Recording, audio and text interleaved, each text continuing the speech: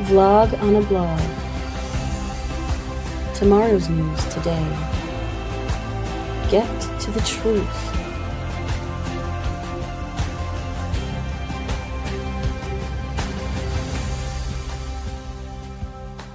Listen, learn, live. Visit us at Yahowah.com. Well, here you can see we're back out in the ocean studio. I was getting libraryophobia with as many consecutive programs as we had in the library studio. We just had to branch out a little bit. And here we are with our first focus on the vlog with the Lion King. And if he is the Lion King, then I need to know, why is he so shitty at it? You know, his last preposterous lie, well, I'm sure it wasn't his last, but the most vocal, was on Friday. You recall him a week ago now. He was saying, oh, yeah, man, we have been negotiating with the Iranians. They've been begging for a negotiation.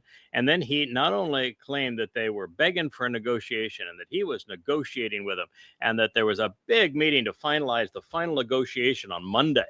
Oh, all day Monday, that's where we're going to be meeting. We're going to finalize that negotiation.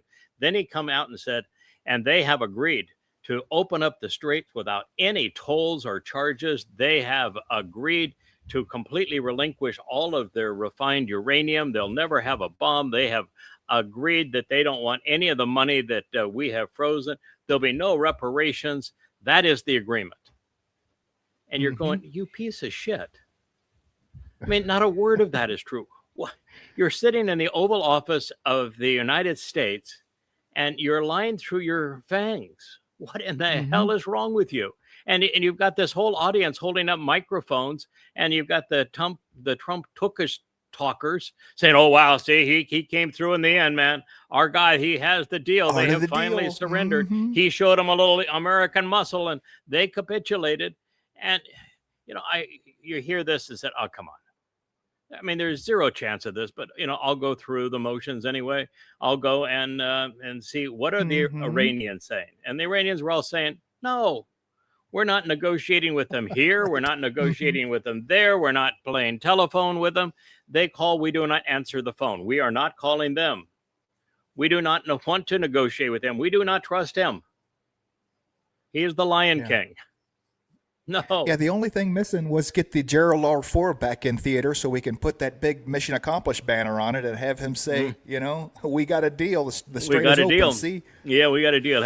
He would step on the aircraft carrier, except for the fact that the sailors would probably all kill him. You know, they've been out there for now months.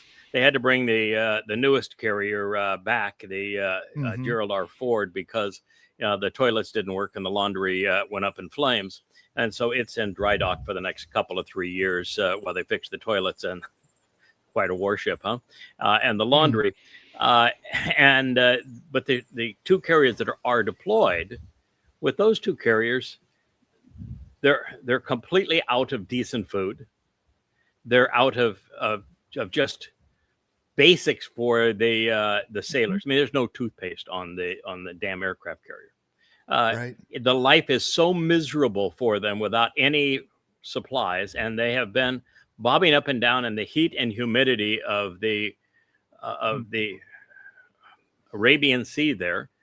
It's just actually inhuman what we're doing to them. And then he sent all those special forces over and never did deploy them. I mean, what in the world is wrong with this piece of shit? He is such an obnoxious fool. Well, I know what's wrong with him. He's demon possessed, but anyway, the people are making fun of him now. That's the one thing the Navy's supposed to do is feed the sailors well, right? That's the whole meme about why you go into the Navy is for the food. But they're screwing that up. They can't even do that right. No, and you know, you hear this. The reason there's so many memes right now with the new hairdo is that he shows up one morning and it's really thin. I mean, it's looked like he's going bald. And by afternoon, he's, you know, coifing the curly locks. And, you know, I'm here to tell you that, you know, I got a haircut 3 or 4 days ago, you know, that my wife took the scissors to it.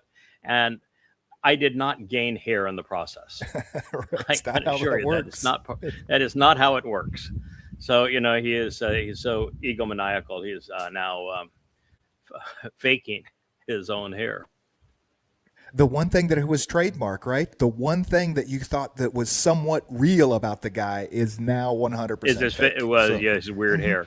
It's of course fascinating that one of the, in fact, I think it is actually the first of mocking things that the prophets had to say about the Toraless one, the great betrayer who is going to be Satan incarnate, is they say that he has goatish hair.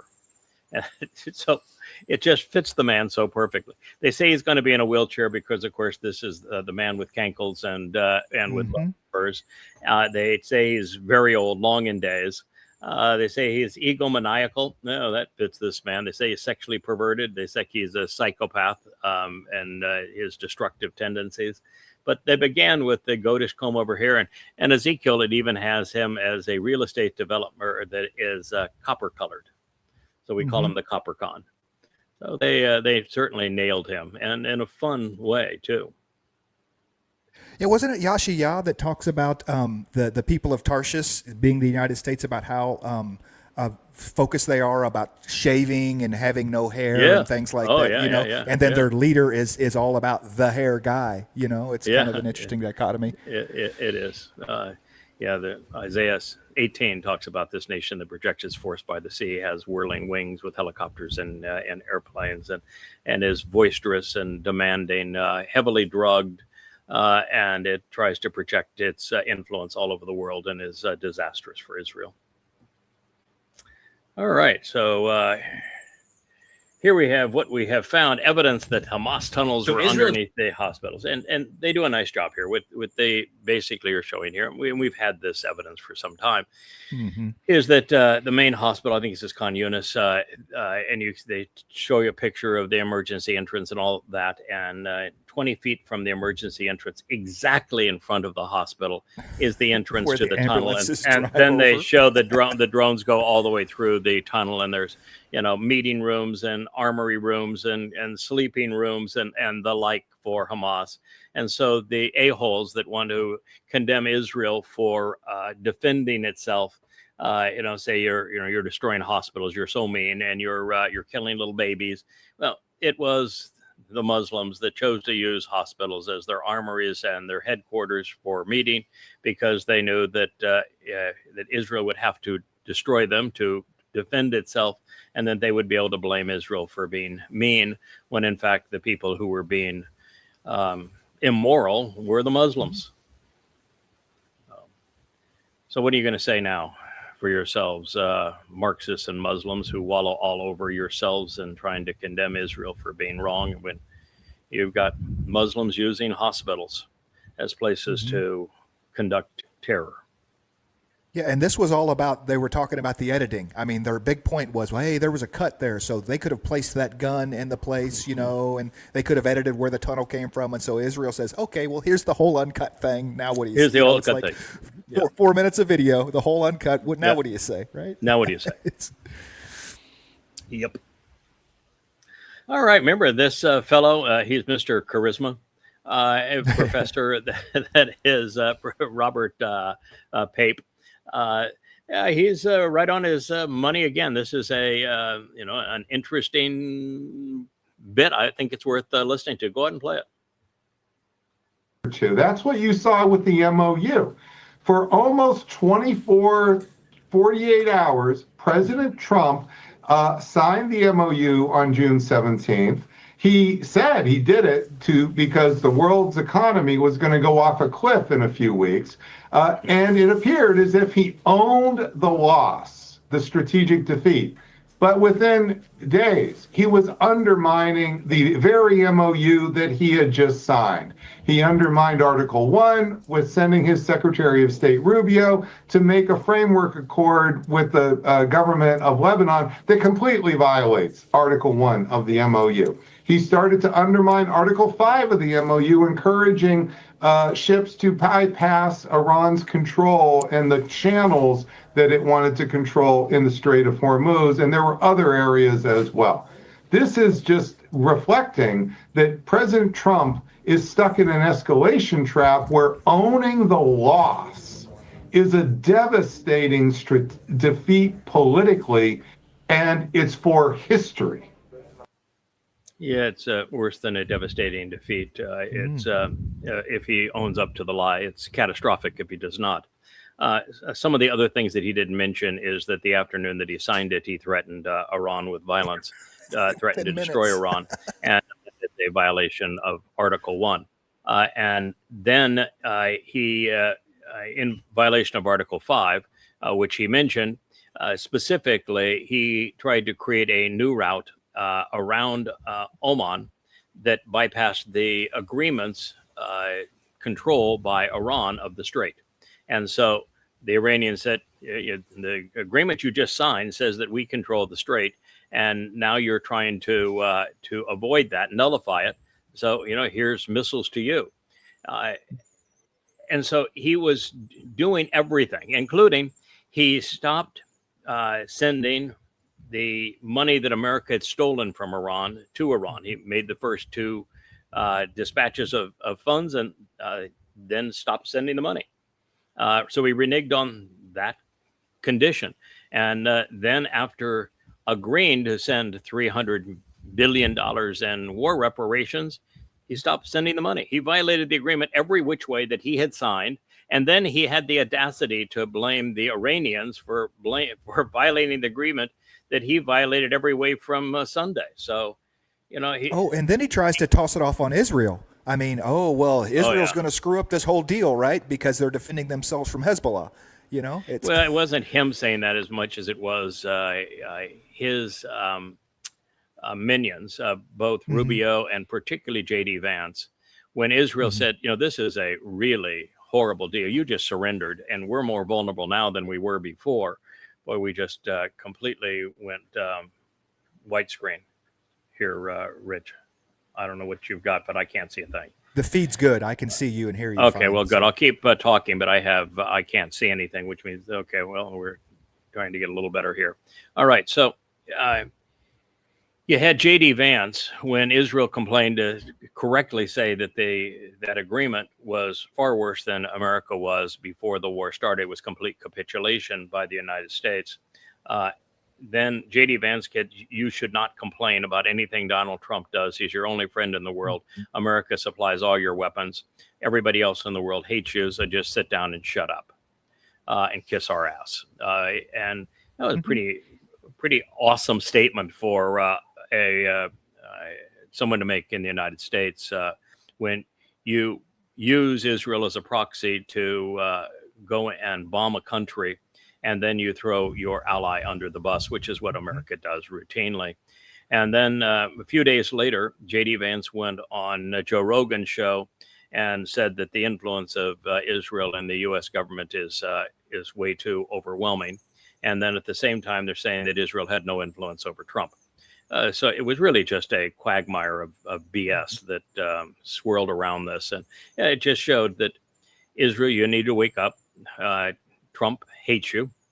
He will give the same rhetoric he does to everybody else that he wants to love him, that he's got your back. But the fact is, he hates you. He hates everybody. That's not uncommon.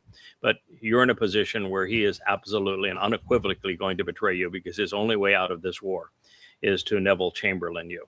That is his only way out. I don't know when he's going to figure that out, but he will figure that out. Certainly the people around him will figure it out, and that'll be it. You will be Neville Chamberlain. Trump will sacrifice the high ground of Israel to achieve some form of get out of jail card with Iran and the rest of the Middle East, where he has completely lost face.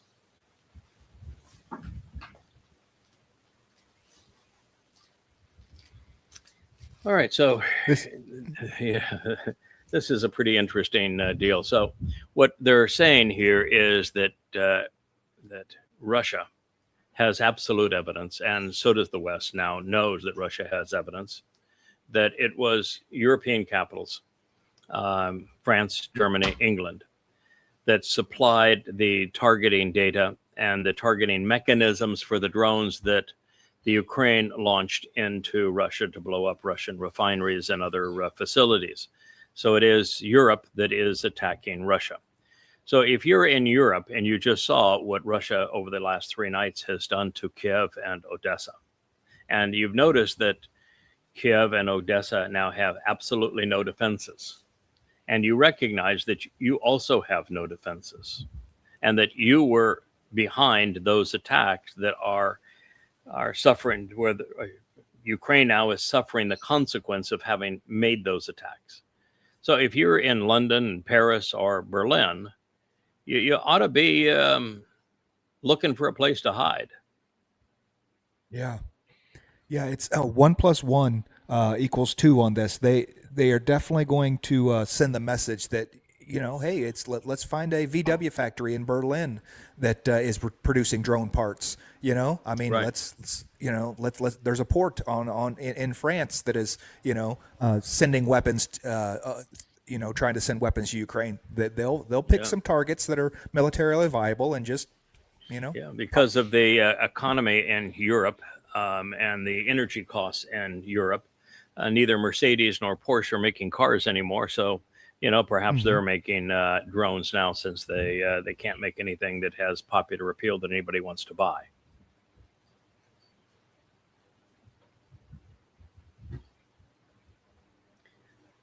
All right, so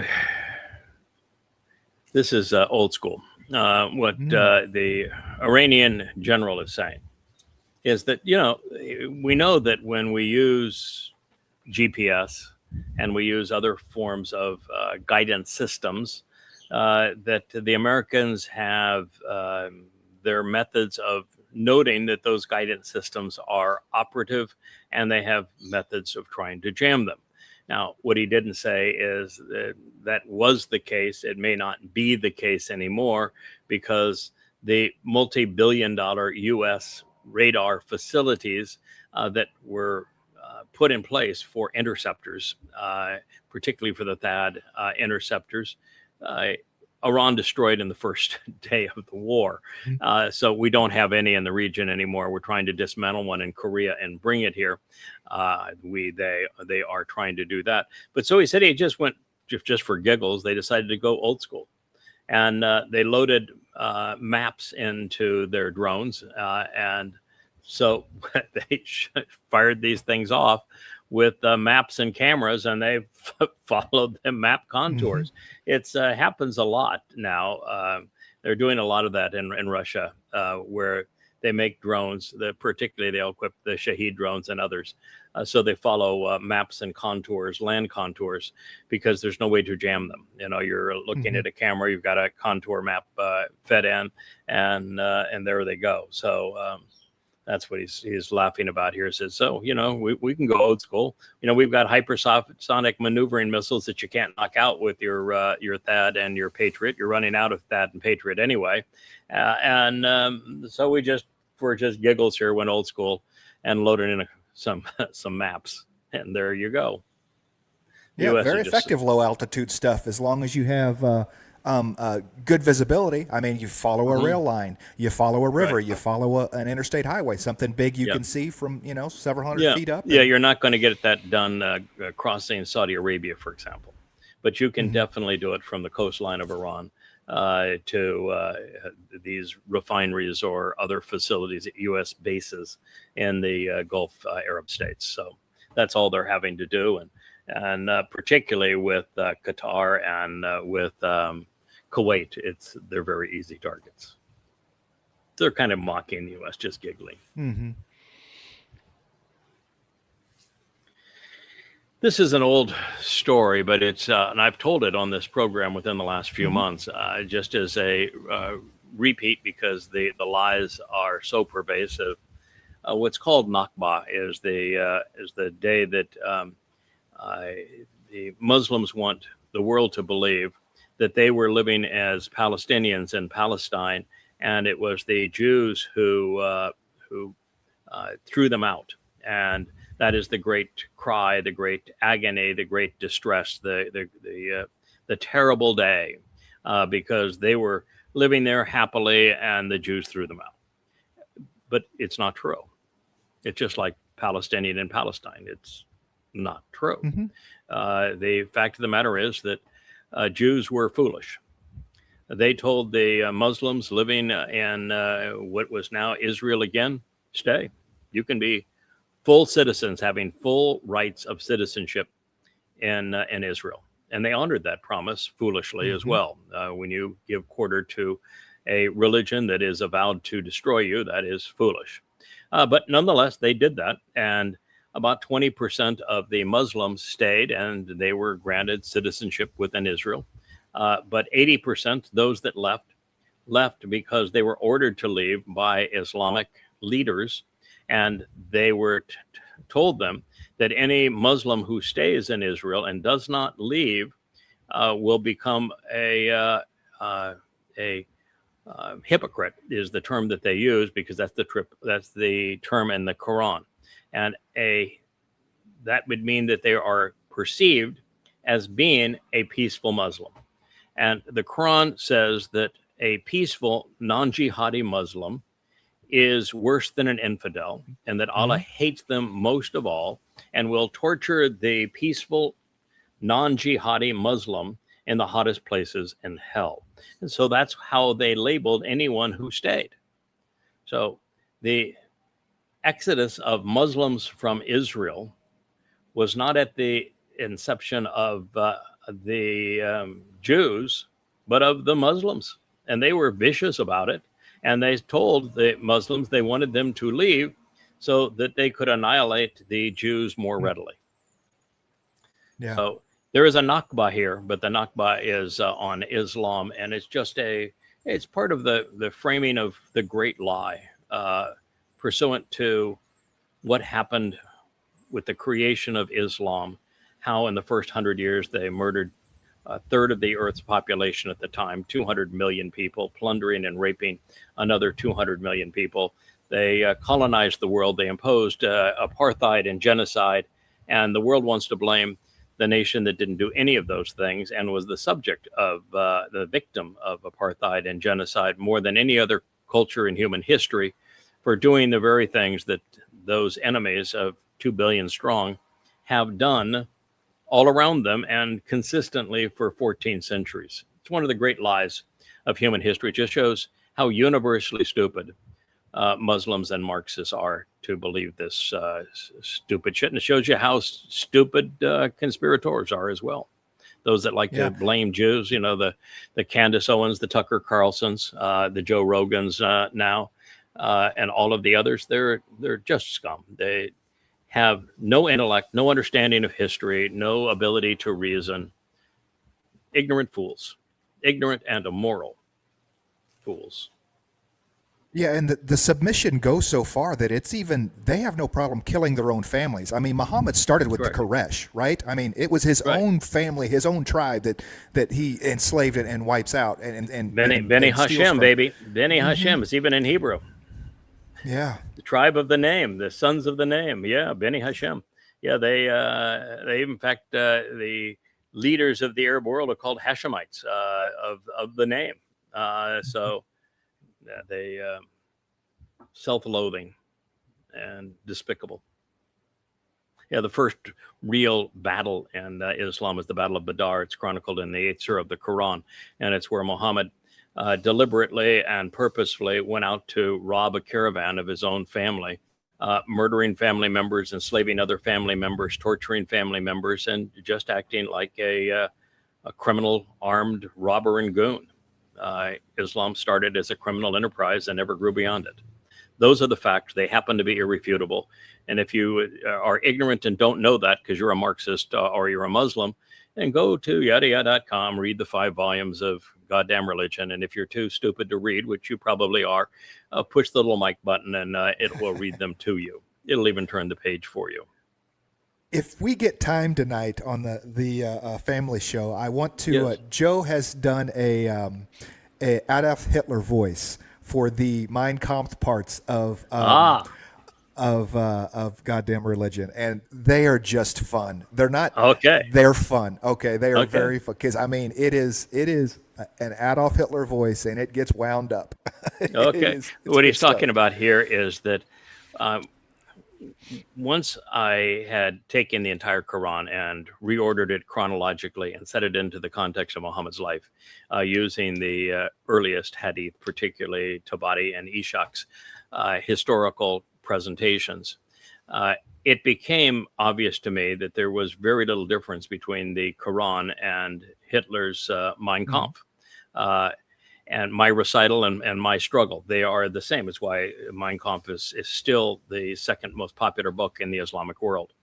And so what I did to prove that point, that Mein Kampf and the Quran are the same message, is I juxtaposed them. I took the Islamic hadith and Quran statements, set them right beside similar Mein Kampf statements, just to prove that while people are willing to accept the fact that Mein Kampf was a vile thing, there's no really difference between Mein Kampf and the Quran and Hadith. So I juxtaposed them in 4 different chapters, probably 100 pages of the 4,200 is that comparison.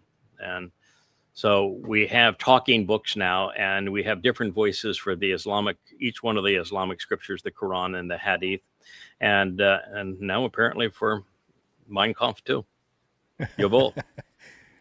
That Joe, he's always busy. You notice you mentioned the family page. When are we going to get a family page? And what happens? I mean, it wasn't 4 minutes that there we go. The news site went live. Mm-hmm. All right. You can play just because it's a short little waggle. But I do. Anybody missing a golden retriever?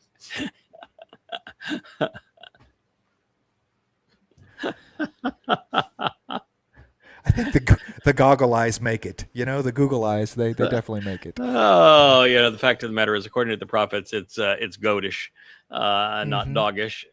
So we'll correct the terms. But anybody lose a goat? Yeah. Yeah, maybe MBS lost his goat. Who knows?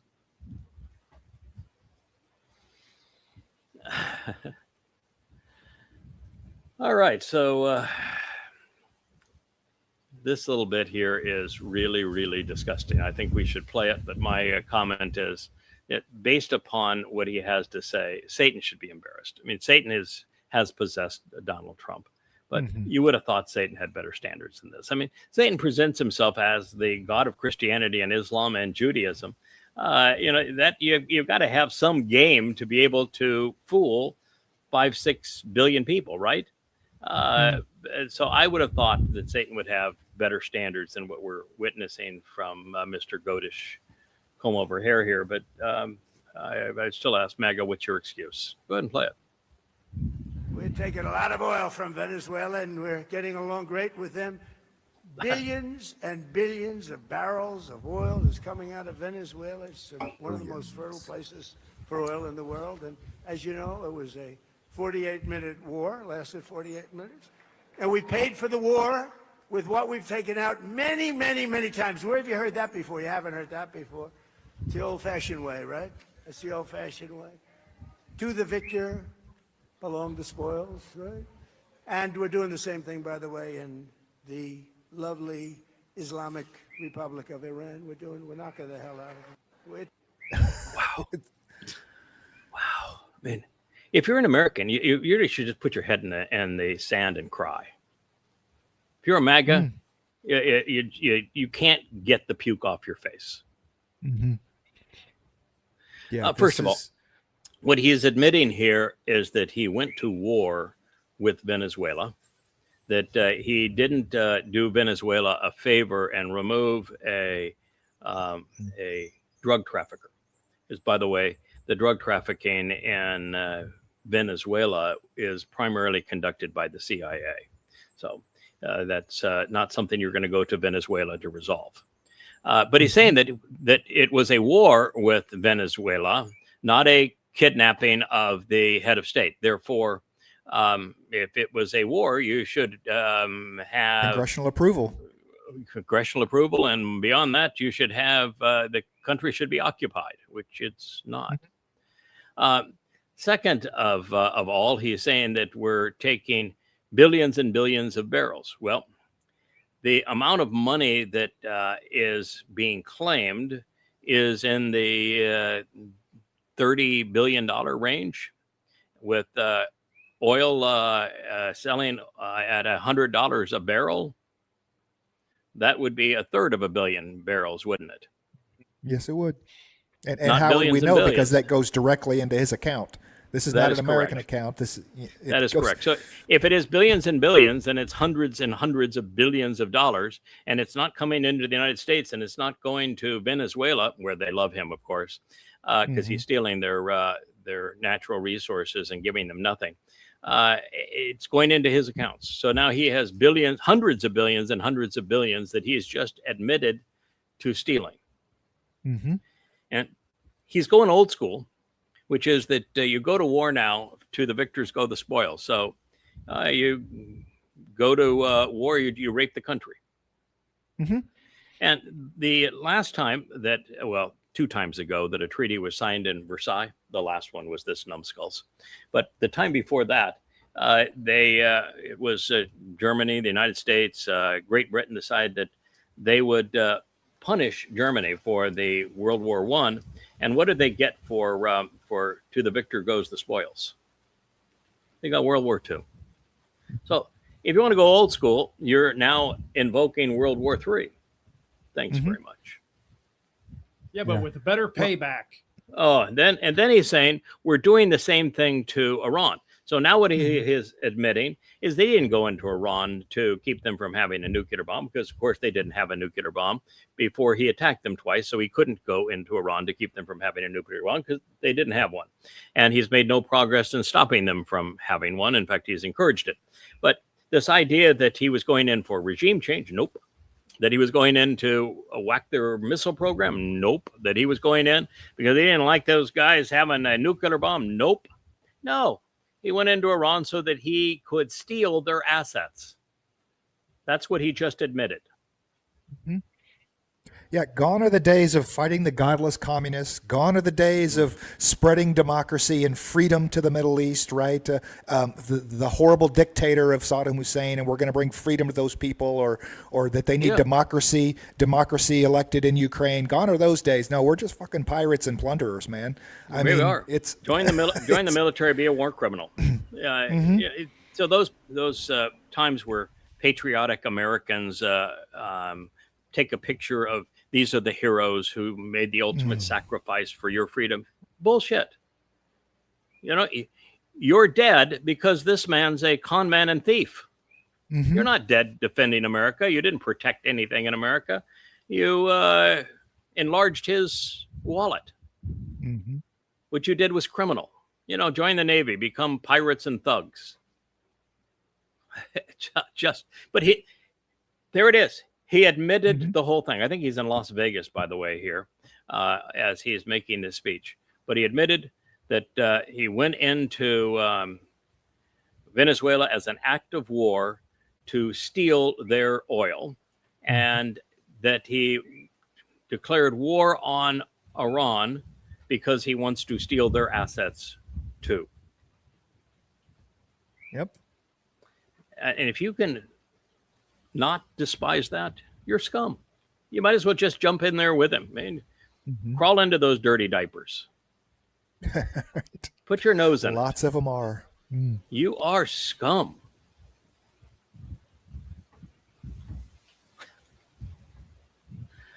Now here, the Trump is having a conniption fit.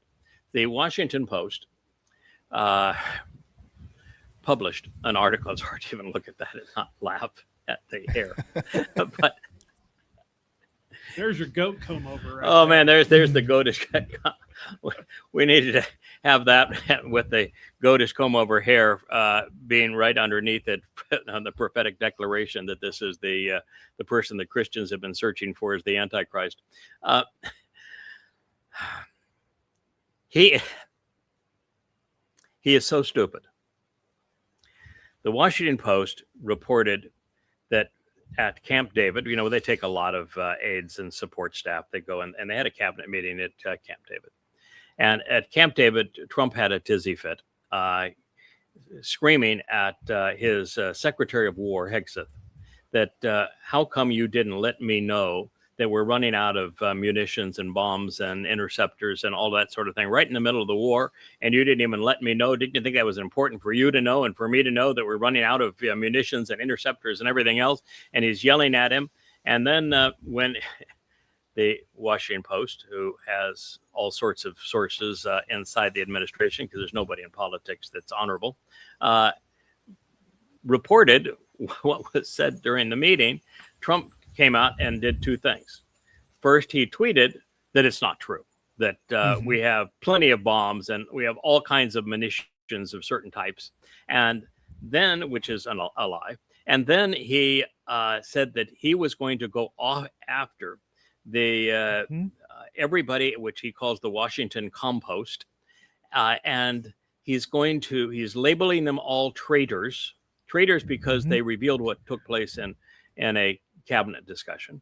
It's not being a traitor, it's being a journalist. And that he is going to jail those that were the leakers. Now, if they're leaking information, then what they leaked was what was in the vessel that came out, and they are now revealing. He didn't say they were the fabricators. He's not saying that they were the imaginators. He says they were the leakers. Well, if they're the leakers, then they're leaking exactly what was said. That's how you don't have a bucket of water, and when it leaks, you don't get sand, right?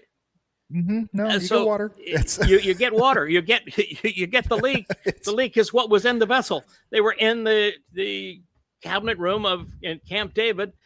The leak is what came out of the cabinet room. You cannot call people traitors for revealing what happened in a cabinet meeting, particularly if the president wants to say it's untrue the next day.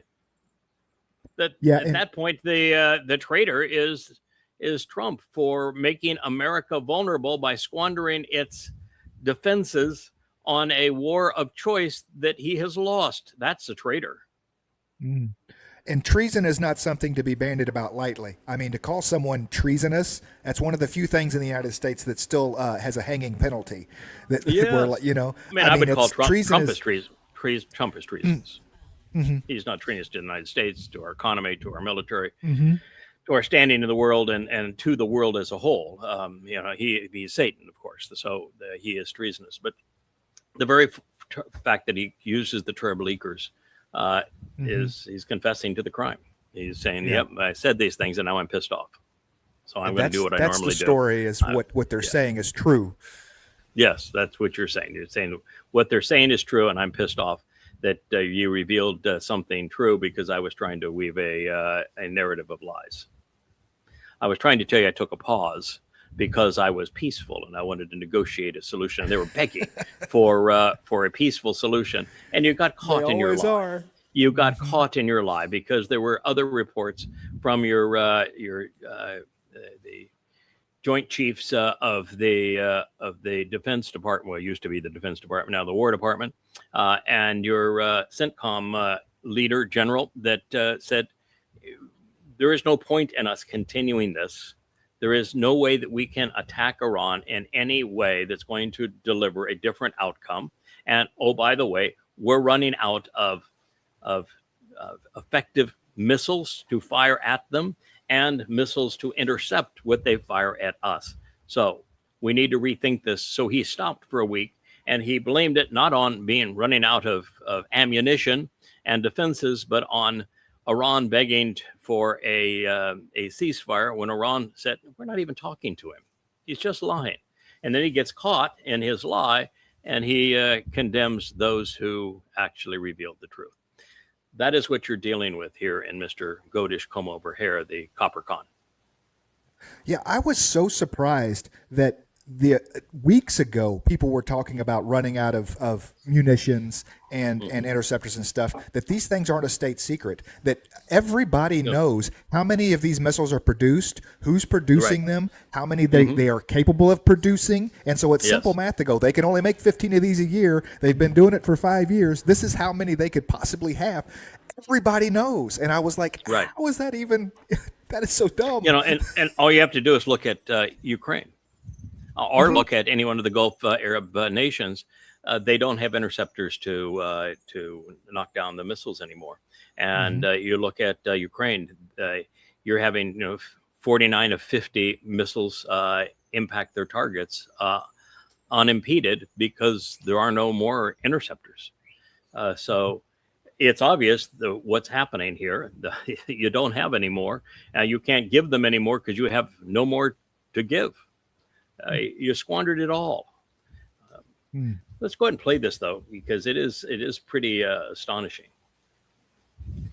I need my MAGA cult of idiots. I need the idiots to go out and tell everybody that me wearing a wig is, frankly, me not wearing a wig. That's right, folks. Wiggate has taken the internet by storm today, and the memes that we'll get to shortly are absolutely brutal. Though, not as brutal as the fact that this story belies, which is that Donald Trump will lie about anything, from his gender-reaffirming care to something as egregious as the safety and preparedness of our military members, some of whom he's already sent to die in his pointless war in Iran. So, brace yourself for some righteous anger before we laugh our asses off at King Donnie's expense, and help me out by liking and subscribing to Really American here on YouTube and over on Substack. All right, so Trump threw a Truth Social temper tantrum late last night and today, accusing the Washington Post of treason and threatening to jail anonymous sources and reporters over a report from the Washington Post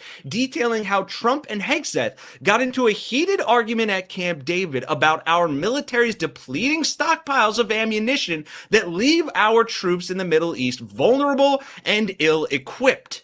Which is actually something I covered in last night's video that hardly anyone saw because I made the mistake of leading with the memes. But behind that arguably oversized spoonful of sugar was this medicine. Our military is more powerful than it has ever been. But new reports of dwindling military stockpiles are raising serious questions about whether U.S. troops have what they need to keep up this fight and stay prepared for whatever comes next.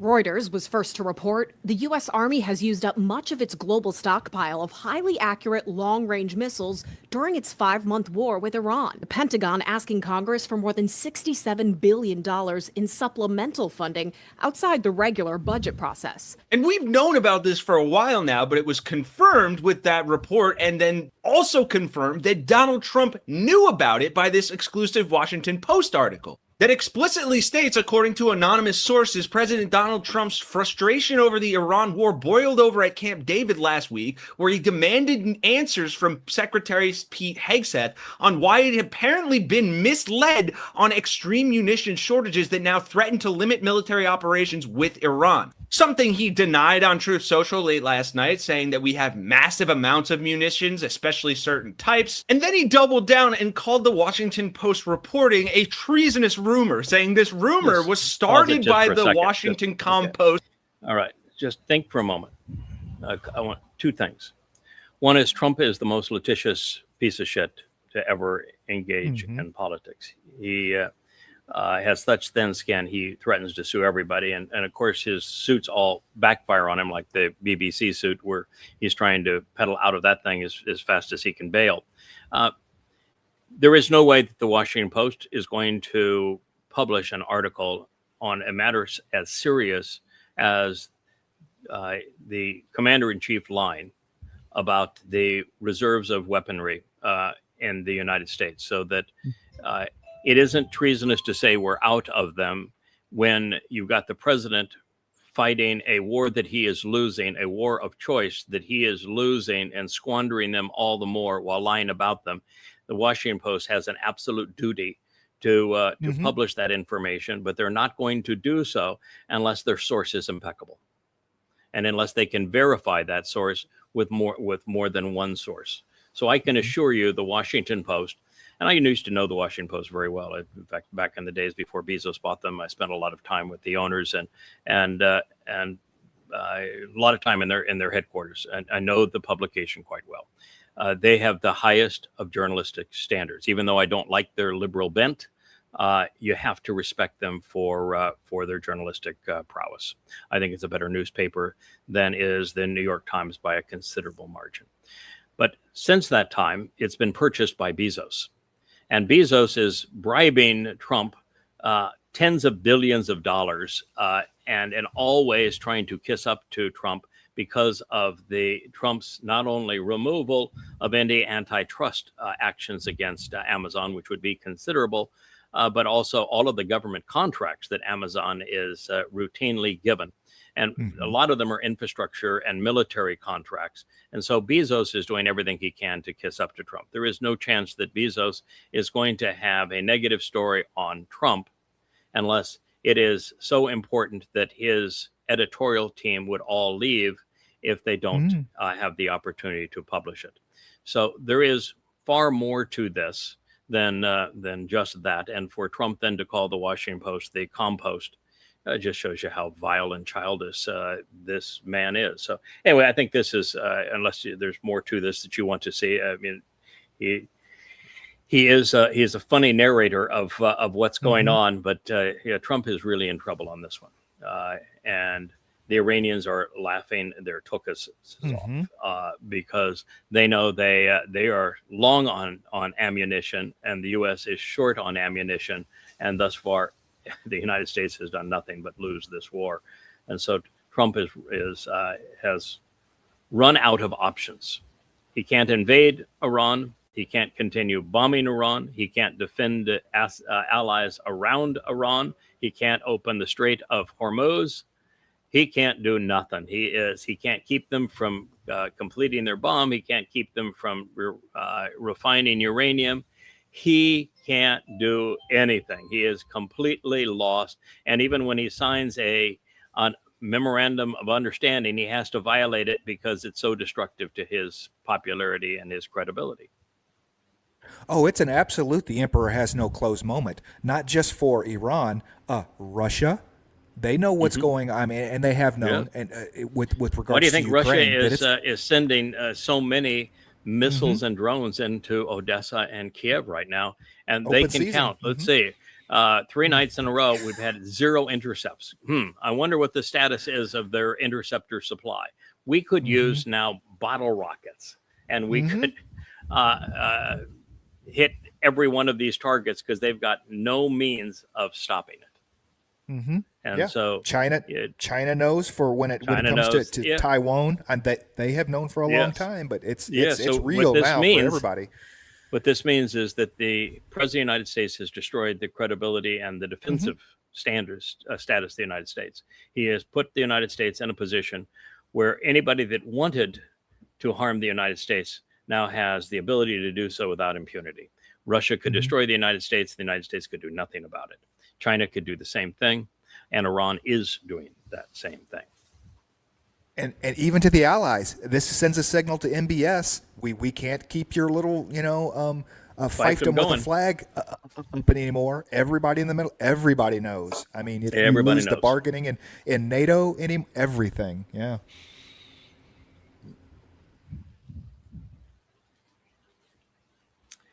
Okay. So Zelensky is telling Trump, evidently, look, President Kokad is telling President Poop Pants that not only does Iran need to join NATO, which is the whole reason this war began, and will never end if it does. In fact, it'd be the end of Europe if it does. That it needs to go nuclear, which means that he needs nuclear bombs. Can you imagine what would happen if somebody in the West gave the Ukraine, and Russians can certainly trace their location, that somebody in the West gave the Ukraine a nuclear warhead? Dead hand. It doesn't even get that far. And Russia launches everything it has. Yeah, absolutely. They would not wait around to see where they're going to deploy it. It would just be absolutely over. Now, would they be restrained enough to only nuke the country that gave them the nuke and Ukraine? Perhaps. It's perhaps. They might be so restrained, but whatever country it was, Germany, France, the UK, whatever country it was, kiss your tamales goodbye. Yeah, I don't think so, because the way it all happens strategically is that everybody has to go. Otherwise, you're the last man out. Because if somebody is restrained and says, I'm not going to hit this country over here or this population or whatever for whatever reason, they're now on top of the pile, right? And they weren't your friend to begin with. Yeah, yes so, and no. Yes and no. You know, I am not convinced that the United States, if somebody in Europe, the UK, for example, were to give the Ukrainians a nuclear warhead, and the Russians were to have responded by taking out with a nuclear response everything pertaining to the area and the command and control structure of that, along with the UK base that held that warhead that transferred it. That if the Russians limited their response to those two things, I do not think the United States would respond, because the United States says, well, if we respond, then we have committed suicide. It is over for us. Yes, we could probably take out Russia, but it is over for us. So I don't think the United States does that. That's been my contention for some time. I don't think it does under any circumstance. Well, I can't say under any circumstance. The one circumstance that they do it is that we continue to turn over more and more of the military control and targeting to AI.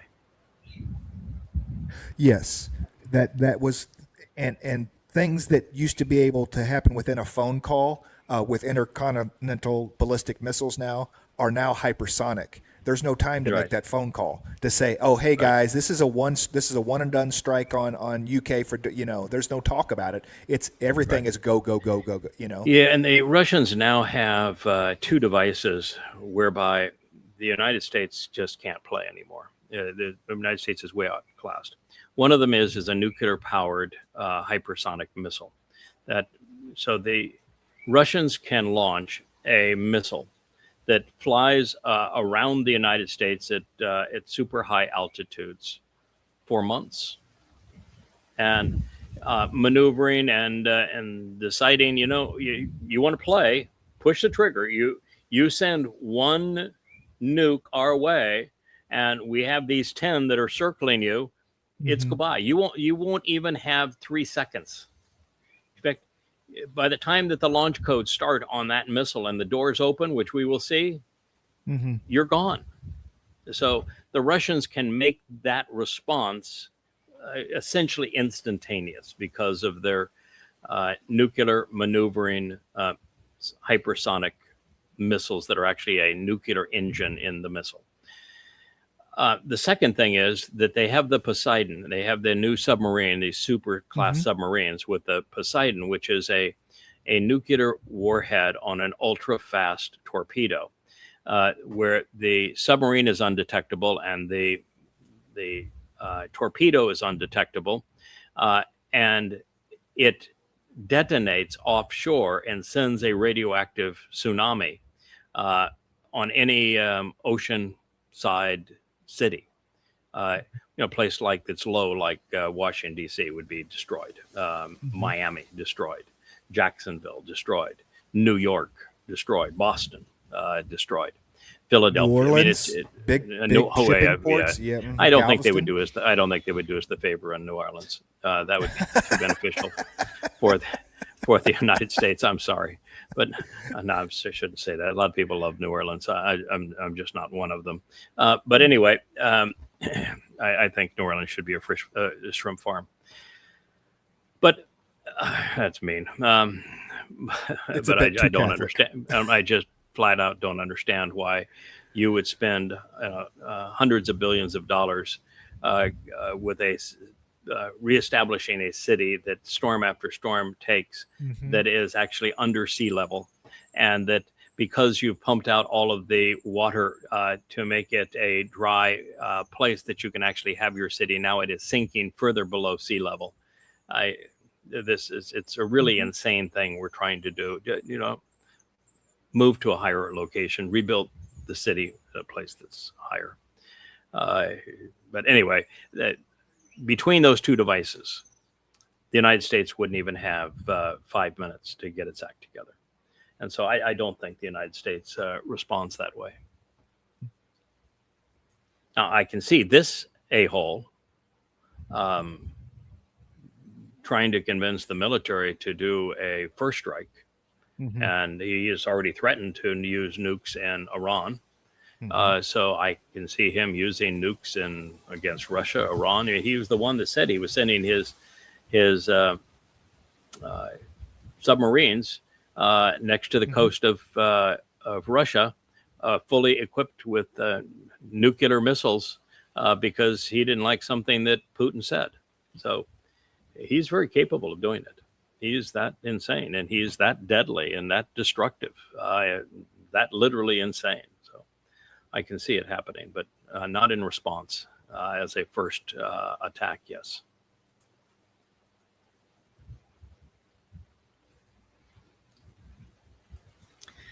Yeah, look how deplorable all this was.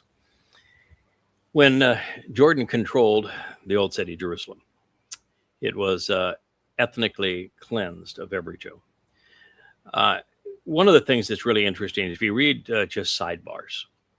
A sidebar is a story that isn't trying to tell the story of Muslim apartheid or genocide. It's just trying to tell another story. The story that I was interested in is the capture and preservation of the Dead Sea Scrolls, starting with the Great Isaiah Scroll. And it was kept away from Jews. And the Jewish fellow who actually tried to track it down and borrow and buy it was precluded from getting anywhere near it because the old city had barbed wire and fences and armed guards and everything, because no Jew was allowed into Jerusalem while Jordan controlled it. And they were perpetrating apartheid and genocide on Jews, and no one complained. Mm-hmm. And now, even with Israel controlling Jerusalem, but they allow Jordan to control the Temple Mount, in one of the most brainless, stupid deals of all time. And they allow those two scars to remain on the Temple Mount that are Muslim scars. The world does not know Islam. I've written 5 books on Islam, 7 all total, really. 9 if you include the Islamic terrorist organizations and the history of terror, and Tea with Terrorists and Prophet of Doom. Probably 8,000 pages of analysis of Islam's past. And goddamn religion is the most comprehensive, irrefutable, well-documented, organized and presented evisceration of the religion ever written. I mean, you can't read that book and not mock Islam, not recognize Islam as a death cult, that it is a terrorist manifesto, that Muhammad was not a prophet and he was the worst man who ever lived, a pedophile. He was incestuous. He was a rapist. He was a mass murdering thief and slave trader, and that Allah is no more God than a garden snake. And that the Quran is a exceedingly evil book. There's no book ever written that's as dumb, as vile, as worthless as the Quran. And the number of people that know that are 1 in a million. And because people don't know the Quran, they don't know the Hadith, they don't know Allah, they don't know Muhammad, they are prone to believe lies. And this is one of them. Islam is a monster unlike any other.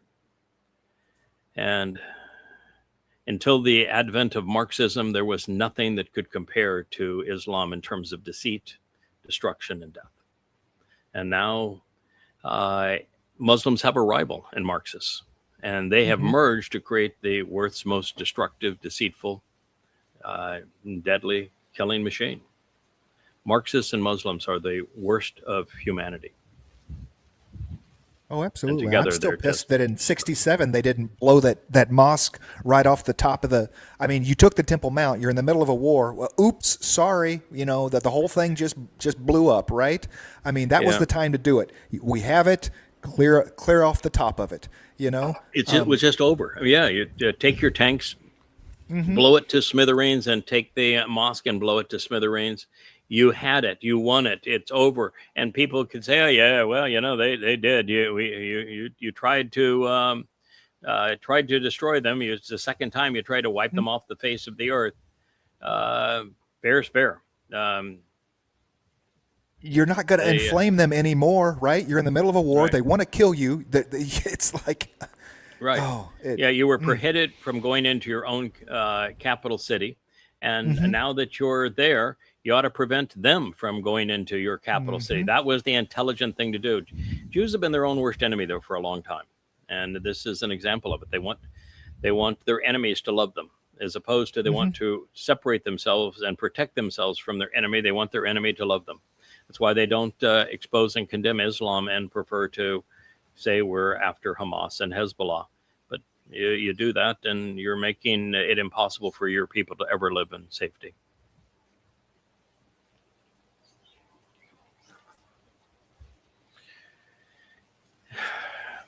I watch video on the front lines of this war probably twice a week, just for updates. And over the last month, it has been a rather steady progression westward by the Russians.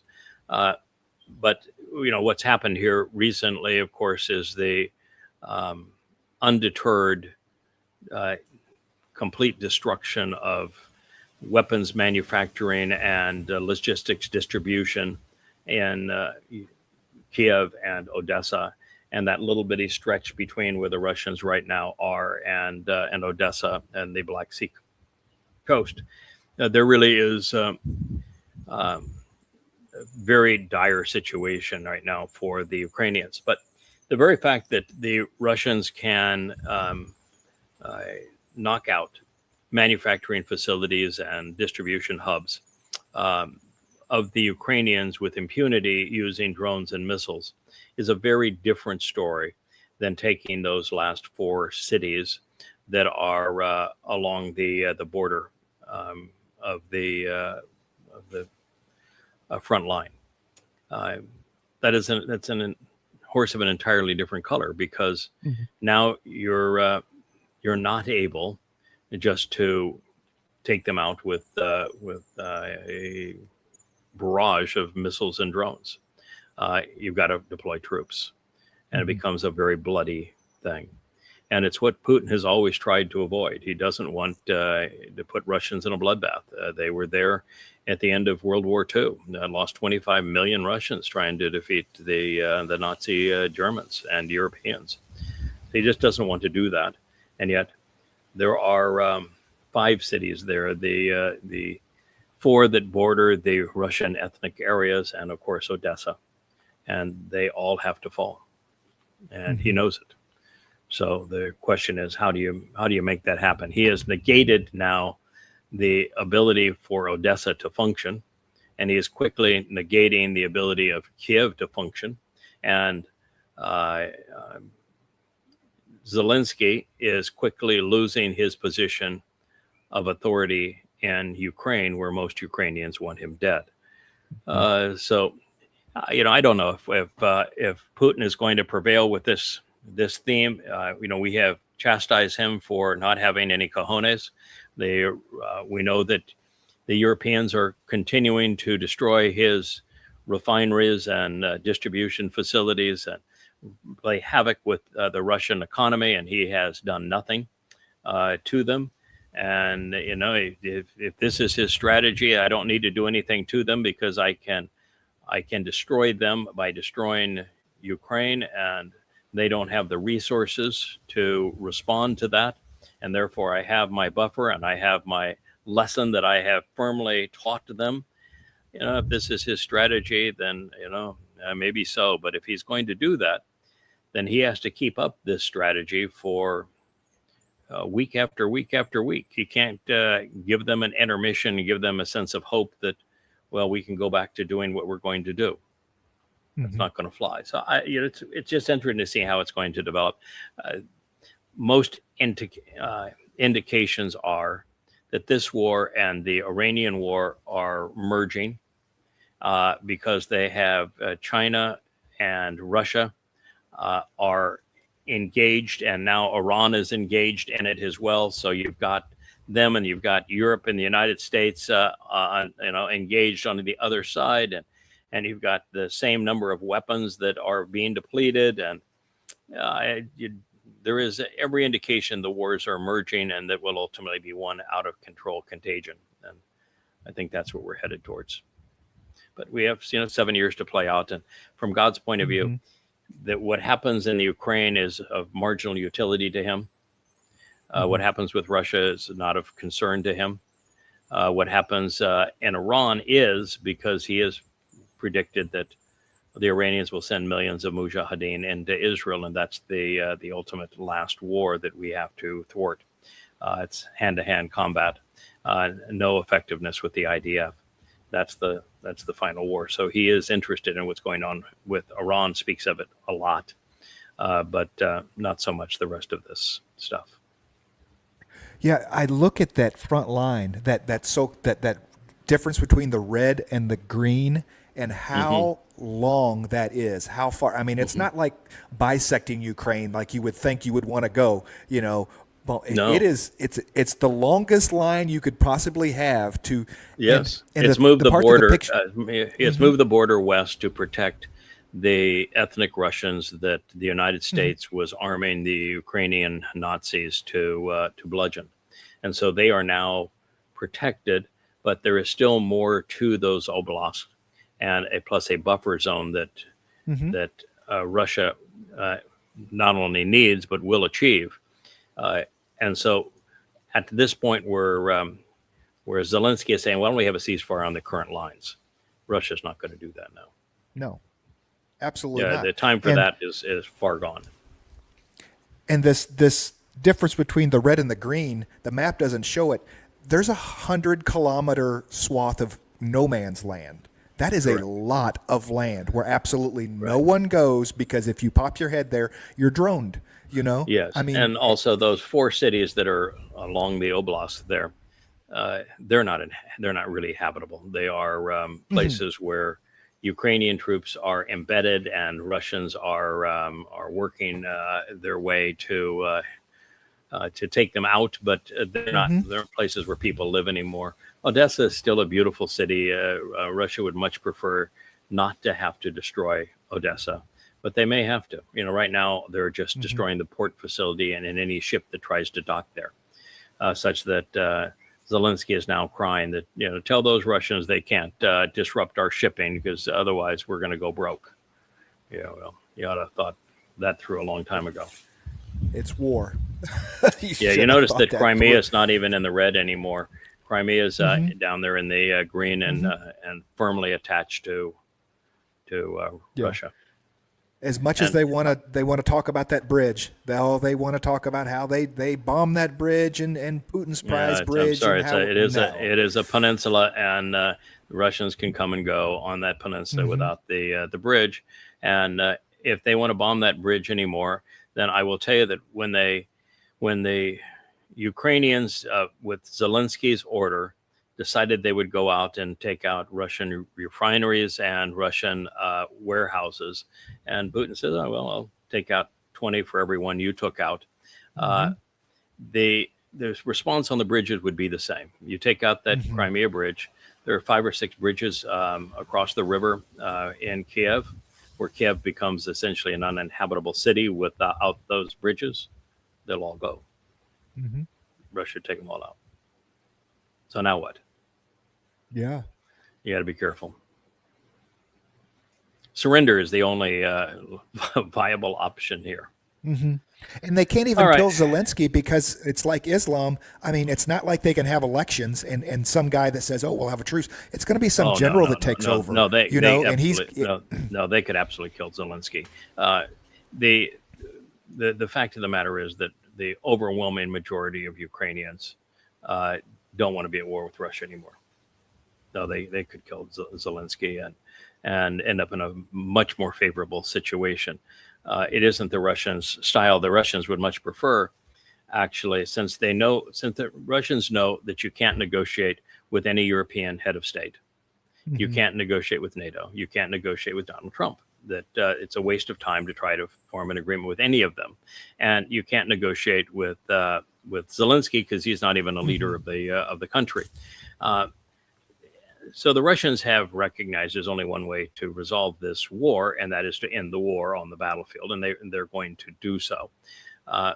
And they're better off if the president of the Ukraine is a nincompoop and is skimming money, and all of his little comrades are skimming money, so that they're sending disgruntled troops that have no interest in paying for their scam with their lives. So it's Russia's best interest to keep Zelensky in power rather than to kill him. And the only time that changes is when Ukraine surrenders and Russia says, all right, but for a surrender document, now what's left of Ukraine, you need to vote for a leader. And when you vote for a leader, then he's authorized and he can sign the armistice agreement. Otherwise, you got nothing. This is the insanity of Israel. He is saying that unless we get what we want in Iran, we get, the regime change, we get no nuclear development, we get no uranium enrichment, we get no threat from Iran, unless we have an absolute assurance that Iran is not a threat to Israel, then we're going to go bomb the shit out of Iran. With what? First is with what? Because the United States is running out of munitions, and the United States is the supplier of munitions to Israel. So you do have the first question is with what?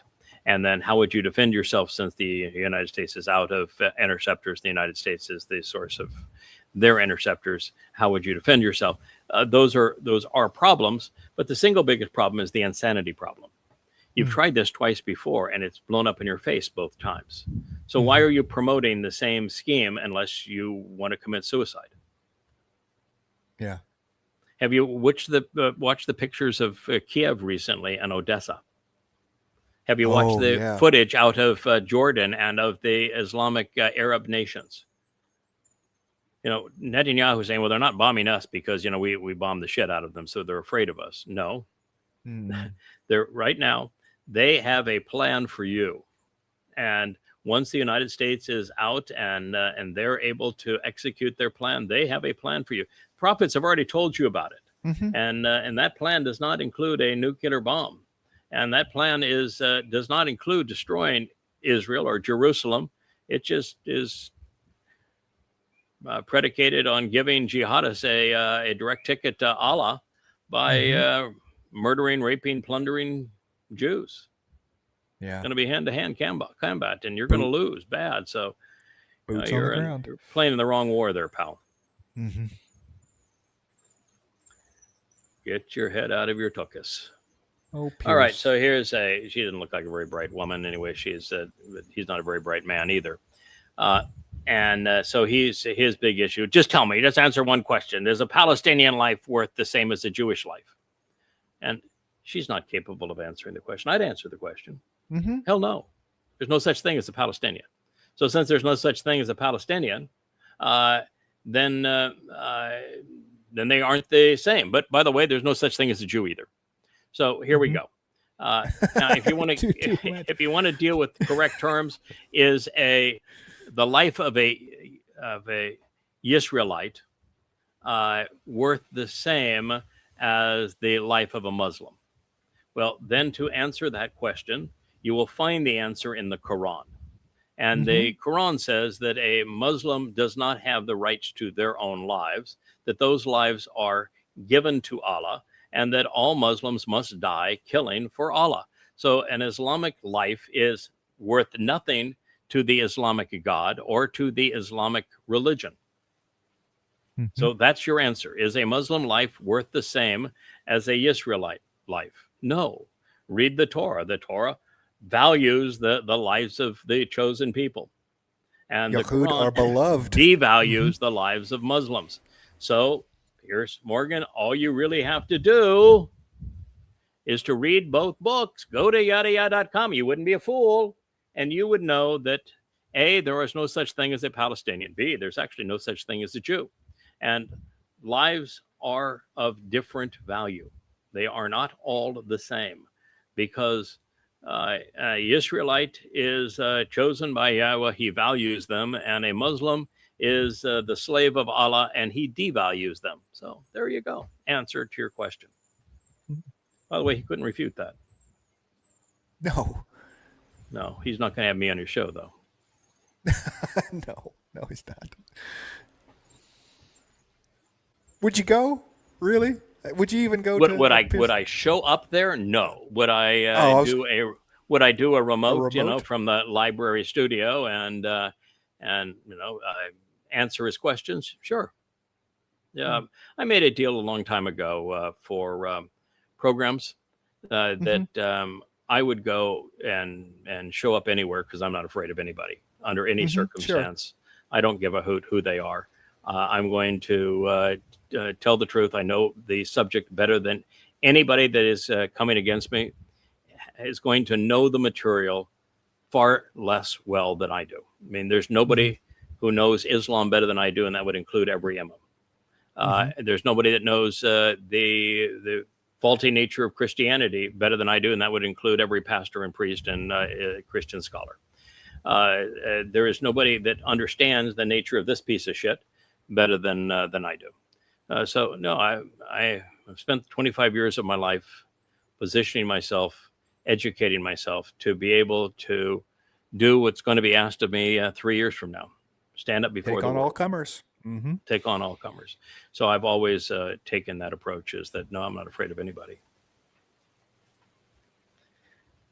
So this is how did a felon who declared bankruptcy 6 times, they go all through it. So, and you say, how did he become president? How did a scum that has a 14-year-old girl have written testimony that the FBI has interviewed her, where she said, yes, Donald Trump raped me? A man whose name is listed in the Epstein files over 2,000 times. A man who has got 34 felony convictions. A man who has been accused of, by 14 women, of sexual assault and has been convicted of rape. Who has 6 bankruptcies. How does that get voted in as president of the United States? What does it say about democracy? What does it say about the quality of the people voting? Right. Yeah. And he wants to say the elections are rigged. Yeah. Does an idiot get? But I would go back and say you want to understand how it's possible for people to be that ignorant, immoral, and irrational to vote for this piece of shit. Then I would question, how did 2.5 billion people come to believe that a man who never lived was a god who was killed by men? Yeah. If you can explain that one to me, then I'll explain the other one to you. If you lie big enough, more people will believe it. Big enough, often enough, yeah. Wrap your lie in things that make people feel good. They will believe you. Look at what Paul wrote. I mean, utter rubbish, a demon-possessed man. And yet they believe me. You got 2 billion people who believe Muhammad and Allah and the Quran, and it's the worst book ever written. It's amazing how easy it is to fool lots of people if it's religious or political.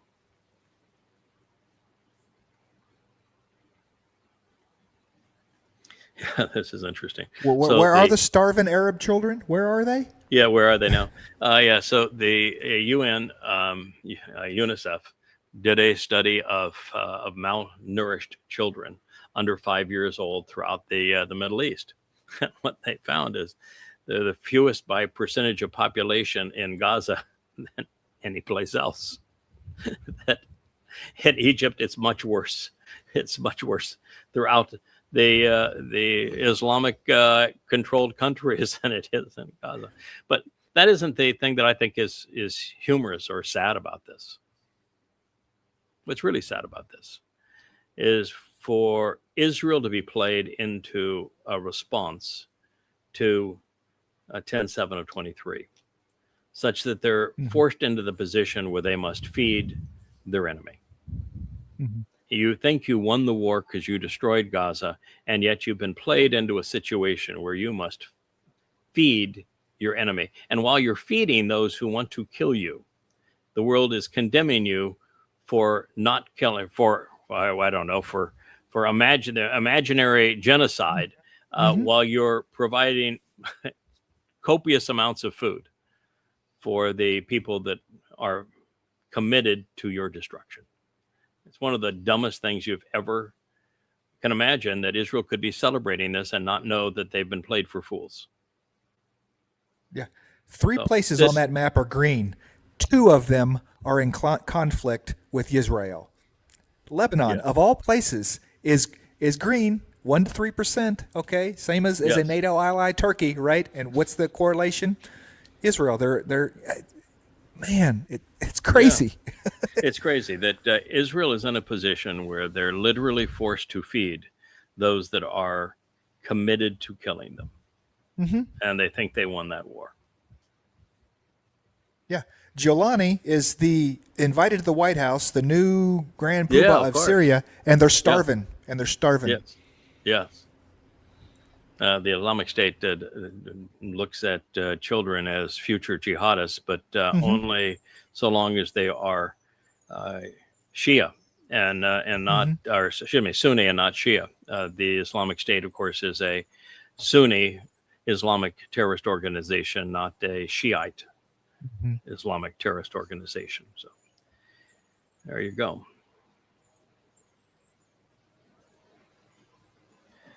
This fool.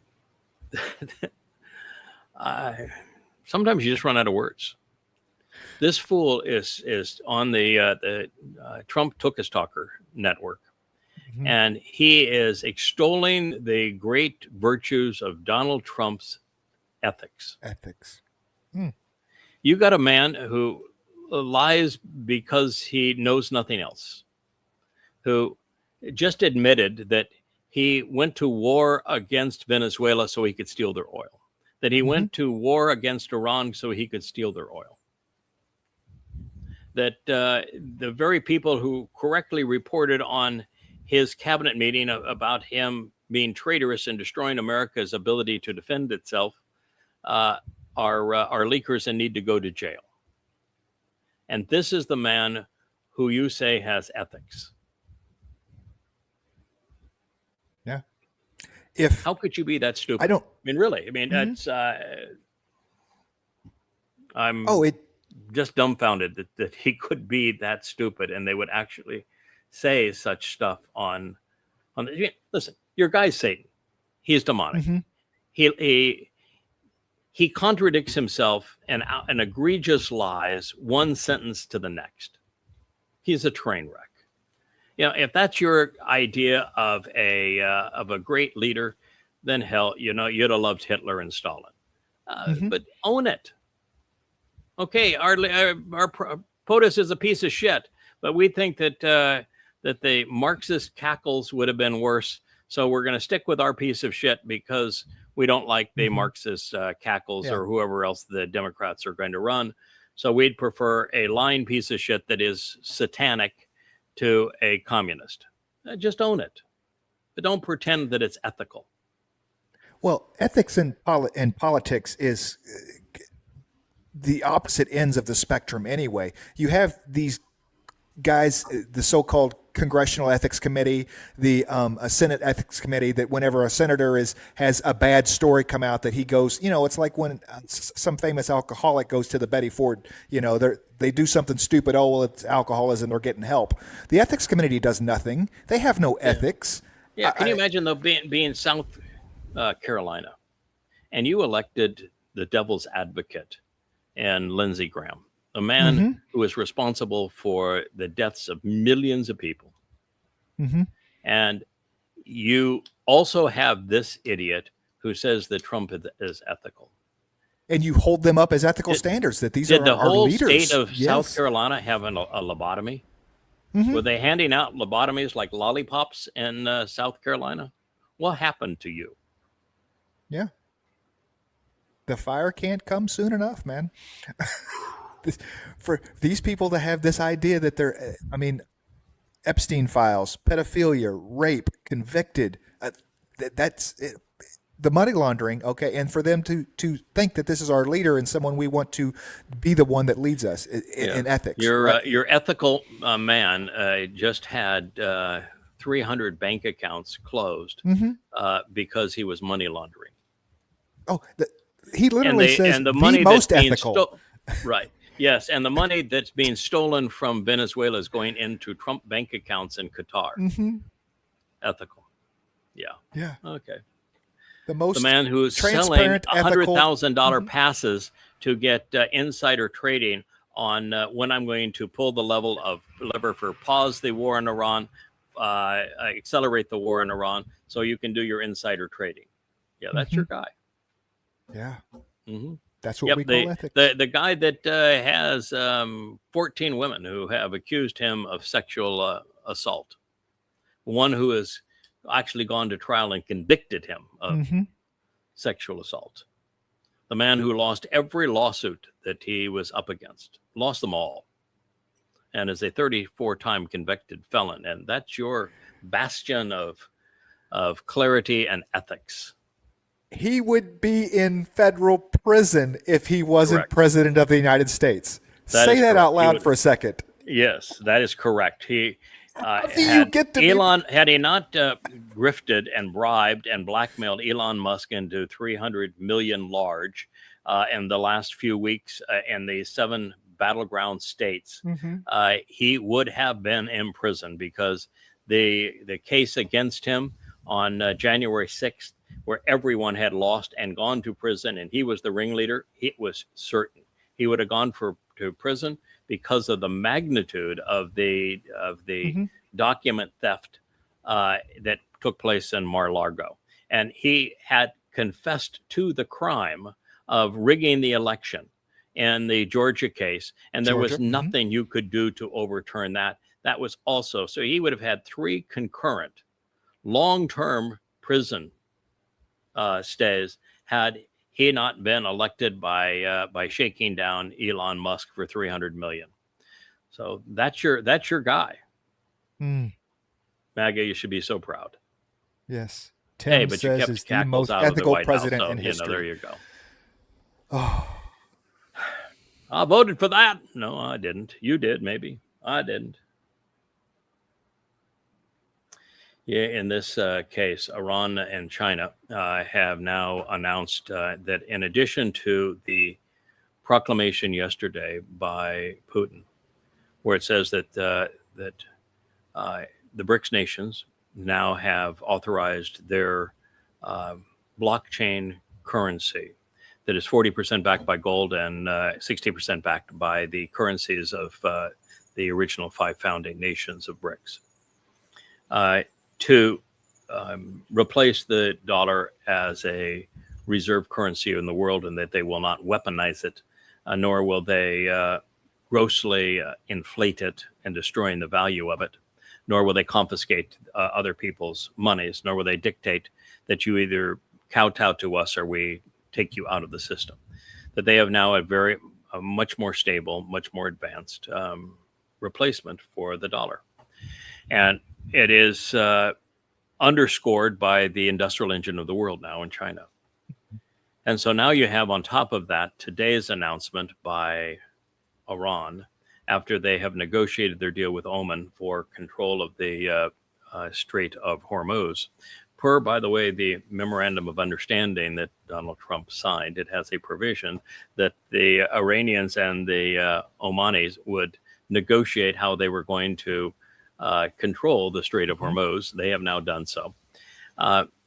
They have come out and said that a ship that has anything to do with the United States or Israel will no longer be granted any right to pass. Those who have been enemies of Iran and have perpetrated this war against Iran are going to have very large fees placed on their cargo on the range of 20%. And they've also said that all transactions that are taxed and allowed to proceed through the Strait of Hormuz will be settled in Chinese yuan. Mm-hmm. Petrodollar is done. So Trump didn't just lose a war. He lost America. That's what happened, MAGA. You avoided communism by not having Cackles in the White House. Although I'm not sure Cackles was any more communist than Obama. Obama was certainly a Marxist, and that was a rotten shame. And Cackles was a stupid Marxist, where Obama was a smart Marxist. So you avoided Cackles. And instead, you destroyed America. Yeah, the buried in the middle here is Japanese investors dumping treasuries. Japan over the last week has been having some serious financial issues over there with them trying to prop up their money. Yeah, the United States, which is bankrupt, actually went and bought Japanese bonds to try to shore up the Japanese economy. So we sent money that we didn't have to buy their bonds because they're shorting and selling our bonds. And so is the whole world. No one will buy U.S. Treasuries. So the only way that America creates this illusion of solvency is to inflate the currency, to create the illusion of money through quantitative easing, and to use fake money to fund the debt.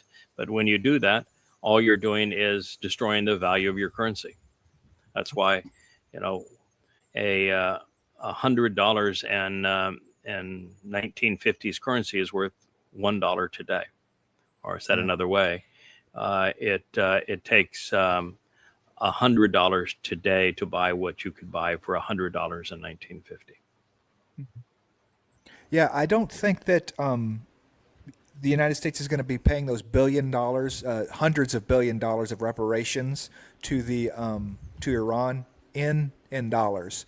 They're only going to be taking BRICS coin now. They're only going to be taking their, Yeah, I think at this point the Iranians would accept dollars and they would dump the dollars.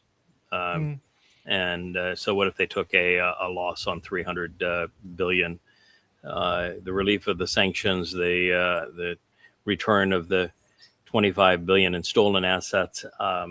It's just the taxation on transit in the Strait of Hormuz is worth $150 billion to them a year. And it'll be in a gold-backed currency. So they're not going to have a problem of worthless dollars. No, that's not so much the case for Saudi Arabia, Kuwait, and Qatar. They do have that problem. Japan's trying to work its way out of that problem, but Japan's debt is so far greater than the rest of the world's. It's really laughable what Japan has done to itself.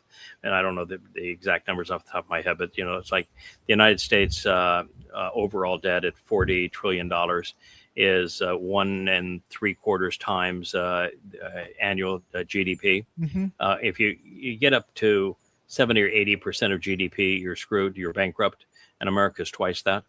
But Japan is in the range of 300 to 400% of GDP. So rather than 1.5 times, 1.7 times debt to GDP, Japan is 3 to 4 times debt to GDP. It's just laughable how bankrupt they've made that country. Now, they will say that in their case, they owe the debt to it's Japanese companies and Japanese citizens that have bought that debt, and therefore they're not going to crater their own country in shorting that debt. So they're in a little bit better position, even though what they have done is bankrupt the country because somebody has to pay interest on that debt.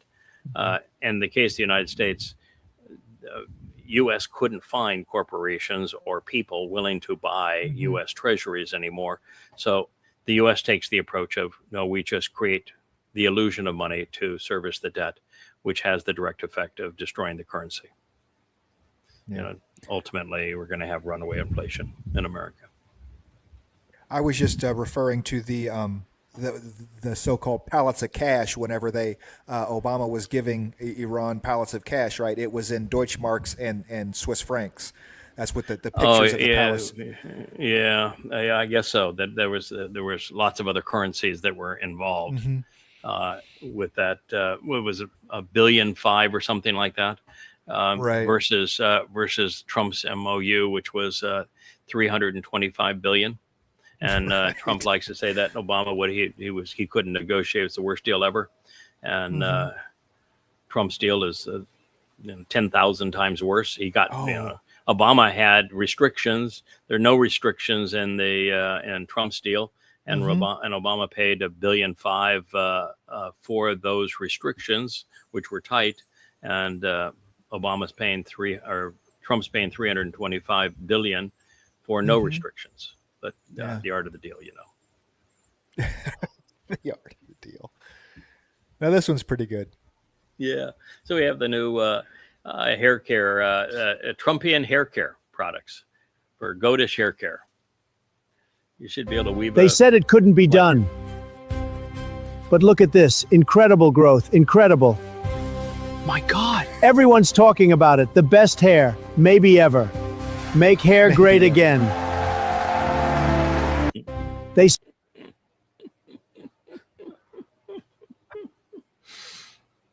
We got to laugh at something, right? At least it distracts from Iran. At least it distracts from the Epstein files. I mean, Idiocracy, the movie Idiocracy, was not a documentary. People, this was not a. It was not a. It was supposed to be satire. It's supposed to be satire. You really should not have elected the village idiot. Oh yes. Yes, but you know that's the nature. Everybody is stupid today. What are you going to do? Oh wow. Eyeliner boy with 5 different names. He has really got himself into a pickle. There is nobody that would trust Eyeliner boy as far as you could throw them. So finally he has an interview and is saying, you know, if you said that the Iranians were so easy to defeat and you defeated them this way, that way, and every which way, and you had an agreement and they're begging for an agreement, you know, why is this war continuing to go on? And he says, well, the Iranians are really tough people, man. They are. Boy, they are extraordinarily difficult people. So what part of that couldn't you have figured out before you went to war with them the second time? I mean, seriously, what is it that has you now making the statement that these people you've tried to negotiate with, you're calling them difficult? And by the way, the intelligence level between Arachi and J.D. Vance is got to be 1,000 to 1. Maybe it's a slight exaggeration because Vance has an IQ that is probably above 10, and Arachi's is probably below 150. So it's really 15 to 1, but it is a geometric scale on IQ. So maybe I'm right on the actual difference because it is a geometric scale. Nevertheless, it isn't the Iranians who are difficult here. It's that the United States makes a deal and then goes to hammer out the details on that deal and reneges on every point of the deal. And then the United States says, we have a deal, and they will even acknowledge what they have a deal on, and then we'll say, no, we don't agree to any of that. Then the United States will sign a deal and renege on every aspect of that deal within 48 hours and then blame the other side for that. So if you want to say that's difficult, then well, I guess that is difficult. Yeah, it's just amazing. You got people so difficult. They won't roll over and play dead when you're bombing them. You know, imagine that. That's somebody that says, you know, I really appreciate you bombing me. You knocked some sense into me. And, you know, what we really needed was a few more bombs, take out our bridges, take out our power plants, talk nasty to us. And that brought us right to our senses. Kill our leaders, kill our children, and that really did it to us. We recognize you are right in killing our children and our leaders and taking out our bridges and our refineries and our power grids. And so we're going to capitulate to you. You are morally superior to us. No, they're only difficult because we are delusional. We thought that we could roll in and bomb for a weekend and they would just be shock and awe. That is the problem. That is what they said. They were going to do this for less than a week, and the regime would crumble, and Iran would beg for a way out. That they would give up all of their uranium. They would roll over and play dead with a week's worth of bombing. And what had happened is, after a week's worth of bombing, there was nothing left of America's bases and nothing left of America's stockpile of missiles or interceptors, and nothing left of America's credibility. You shredded it, eyeliner boy, with 5 names. Absolute delusion.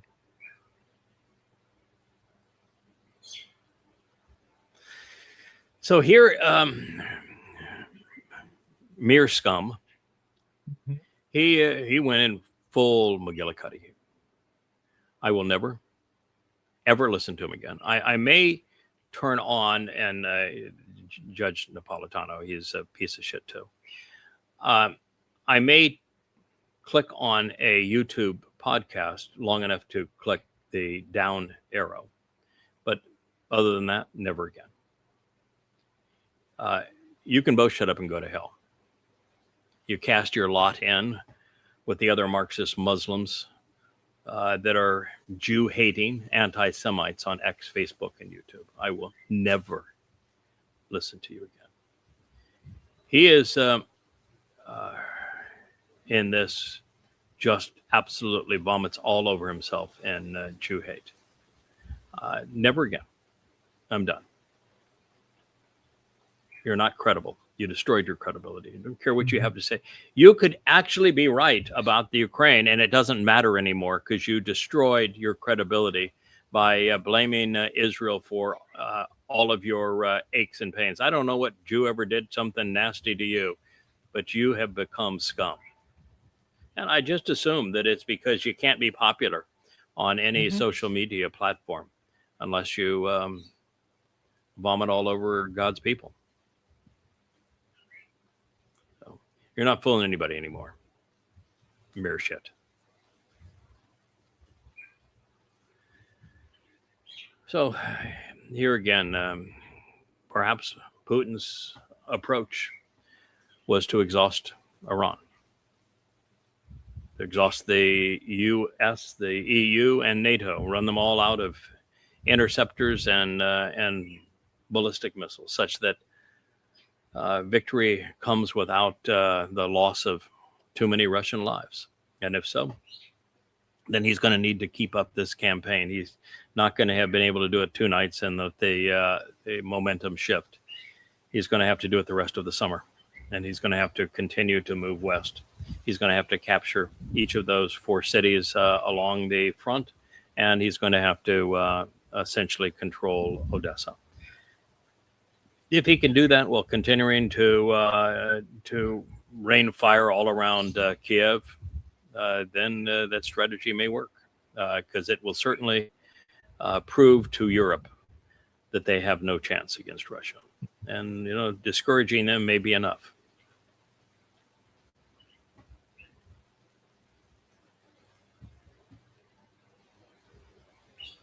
Yeah, just to say here, these are the targeting films of Odessa being destroyed. And, what I would say is to all of those who have been bragging, and it's just all over social media, that the Russians were not making any progress. The Russians were being creamed. The Ukrainians were taking it to the Russians. It's over for Putin. Sorry. You're just wrong. You lost. All of you who've been bragging about the Ukraine, suck it up. You just lost, and it's over. So What are you going to do now? What are you going to champion now? You started a war, you lost the war. You started a war in Iran, you lost the war. What are you going to brag about now? You know, you started a war with the Houthis, you lost it. You started a war with the Taliban, you lost it. And, I mean, you can't beat the Taliban and the Houthis. And you think you're going to beat the Russians and the Iranians? Somebody's not thinking. Yeah. Delusional, believing your own press. Yeah, Operation Epic Failure. You know, they got the gold medallion behind Trump's head here of the eagle because you got to have the Fourth Reich. But you know what Trump's looking at on the other side? There's one of these in the whole room, directly facing Trump, that he looks into, and his cabinet room. Mirror. A mirror. It's a mirror. There's one of them in the room. Can he see his own reflection? Does it? Yep, he absolutely can. Not a vampire. Yep, not a vampire. Okay, Yeah, he's okay. not a vampire. All right. Yep. All right. Yep, Iran will be just, Pete Heggs this. This will be just a matter of a few days of war. Iran will be destroyed within a few weeks. Our military strength is strong enough. We'll crush them. We beat their Navy. We beat their Air Force. All their ships are at the bottom of the sea. They got no launchers left. It's over. The regime will crumble. So now, what, 6 months later, what do you got? The defeat of the United States. Mirror, mirror on the wall, I have the greatest hair of them all, huh? I know. Boy, it's gone from white there to now yellow in the comb over, hasn't it? Yeah. Wow. Yeah, he went from white to yellow.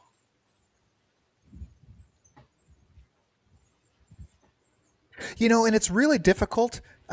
I don't see a lot of like live shots, you know, like on TV or whatever of him to really know what he looks like now, because there's so much AI of him, you know, that, and he's such a easily recognizable type of person, but to really know what he truly looks like, because there's this constant blur between, you know, AI and him, you know. And there's so many old pictures of him too. And absolutely. And before every press conference in the Oval Office, he goes into wardrobe and makeup. You know, I do too. My wardrobe and makeup is I go to the hanger in the closet and say, all right, I haven't worn that shirt in a while. I'll put that one on. And then makeup is you splash some water on your face and a little on the hair, so that when the breeze blows the other way, you know, it look like a, you know, I don't want to look like Trump when I have the whole thing blow. I don't have any comb over here. There's nothing, there's nothing here other than the real hair. But you know, it's water and a shirt. This is wardrobe. Well, on haircut days, you do get a little bit of zhuzh, because she was really going over you after haircut day before we went on. I mean, she was putting everything in the place like girls do. What she did, she did at haircut day, because I never use a blow dryer. I don't, you know, water and a comb is my thing. So she on haircut day. And you know, she's a pretty girl, and I you know, being futzed over by pretty woman is who you have you know, privileges with and a relationship with. It's always nice. So I'll. It was early morning. I'd sit there, wear a smile, and she says, "Now I want you in here in the bathroom. We're going to do a blow job on you. I mean, a blow dry on you, something like that, anyway." And so she decided she's going to use this, and she took her, you know, her girly brush, and she fluffed it all up, and she says, "Oh yeah, I love that." So she was saying, "Oh man, look at the volume, look at this is really good." So when I got to the about an hour later or 2 hours later, we had the blog on the blog, and I'm sitting down there, and she's all upset that it's not all fluffed up, because you know, I must have done my normal thing, you know, water on the hands and push the hair back, and she was trying to fluff it all back up to revolumize. Yes. Yeah, revolumize it. Yeah, actually, I think, you know, the thing that's happened in the last year is I have gone from almost no gray in my hair. I had little traces of gray in the sideburns and, you know, little traces of gray here in the beard, but I didn't have any gray in my hair. And in the last year, the more we have learned that Yahweh is expecting from us. The hairs are definitely, I mean, right now it's probably 1/3 gray and 1/3 still dark. A fifth, I'd give you, but there's Okay, just maybe it's a streaks, fifth. so Yeah, it's a fifth, but it's now clearly there's lots of gray in it. It's definitely been a lot of stress here, and it's stress of, oh my God, did he really say that?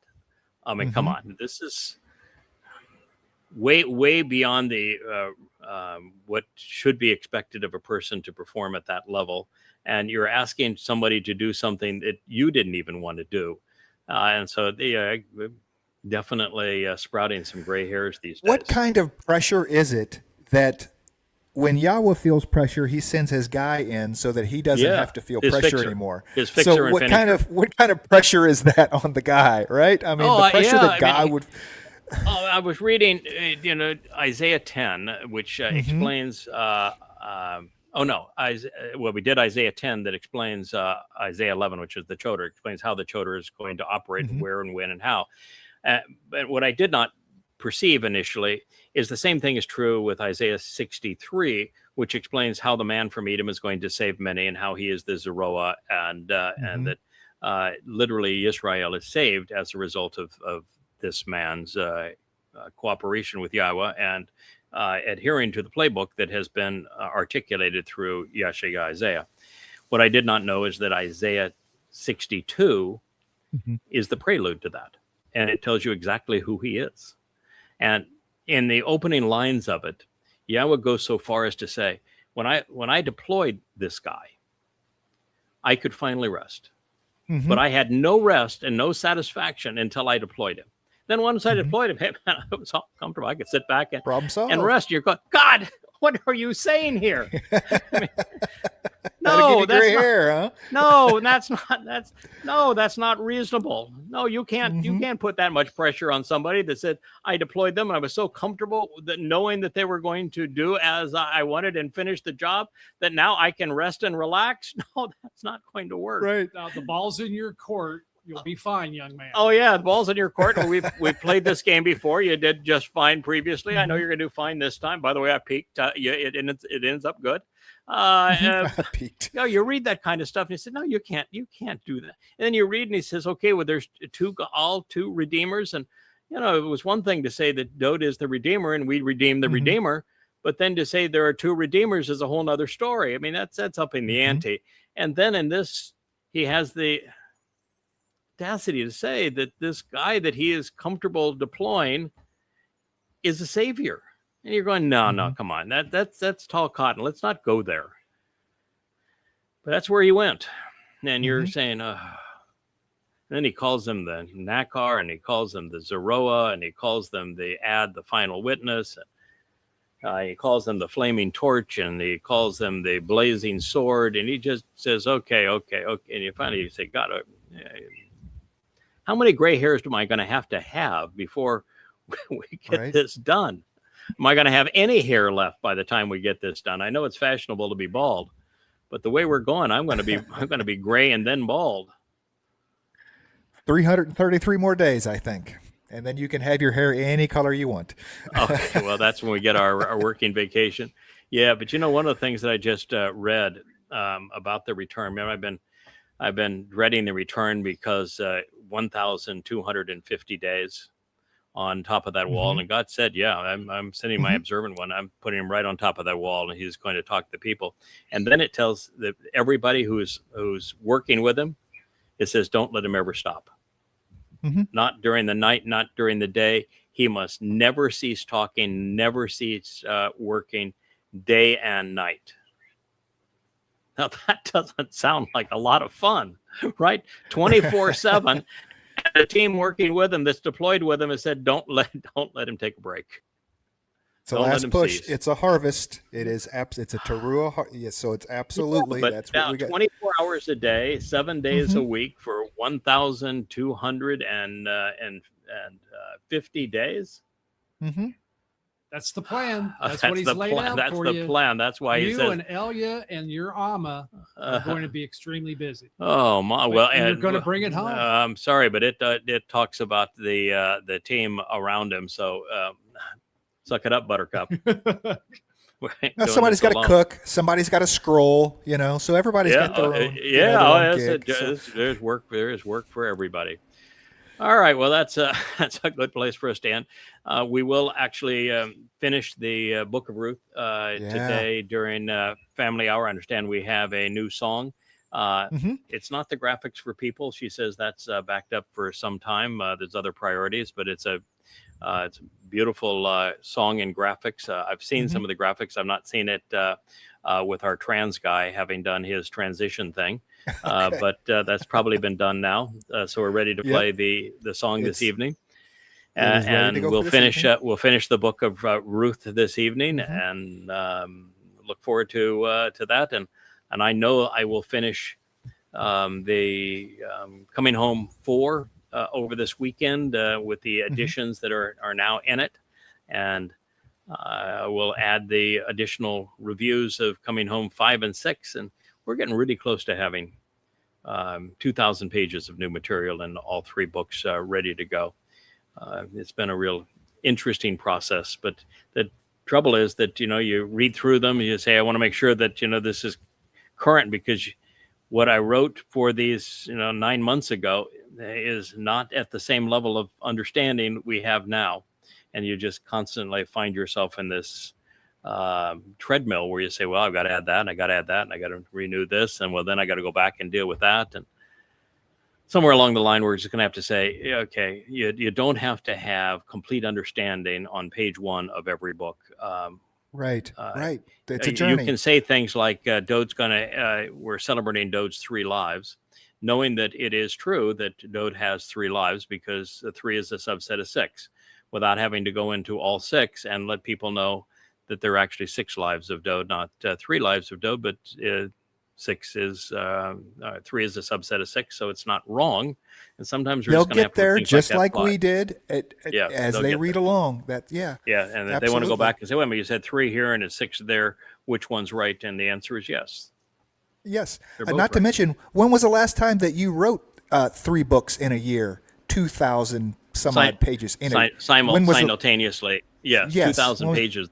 They average 700 pages, these books. So that's a lot. And the first ones with superscripts, which are much harder to write and much more detailed, much more comprehensive translations, and much more adroitly crafted insights and conclusions. There's probably more insights in these 3 books than in any 15 books before them. So it's more than just 3 books. It's a lot. And my wife has me wanting to translate, everything under the sun. She's constantly giving it to Rich and said, you've got to talk him into doing this. And she handed me another note today. Here's the 8 things I needed. I need translated, because, I need this. I'm going to have to say, I am sure that I'm going to find a job description under AMA that says translator. Yeah. She is constantly saying, I'm the one running ahead with scissors. And yes, she is. Yes. And I reminded her this morning when she was doing all this. I said, it was about about a year ago that you waltzed in here with the 31st Mashal. And it has now become these 3 books.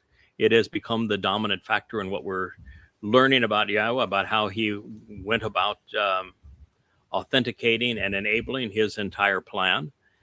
So you get one of these a year, and you're with your little Post-it notes. Now you're coming with one every other day. No, you get one of these a year, because it might be fun for you to run ahead with the scissors, but I'm trying to stitch all this together.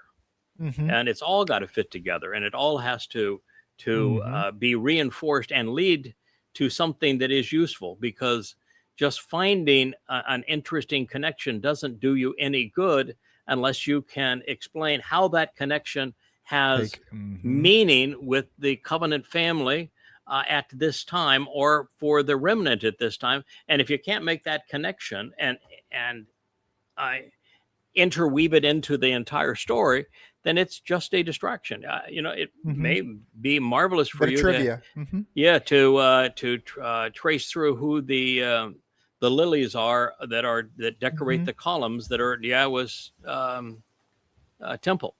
But at this point, I need to tell people why Boaz's name is on one of them and what Yakin actually means, because nobody knows really what Yemen and Yakin actually mean. One is he establishes, the other one is right hand, and yet there's no indication that either of those definitions would be correct. So right now I've got other things to need to deal with to understand, because it's rather important.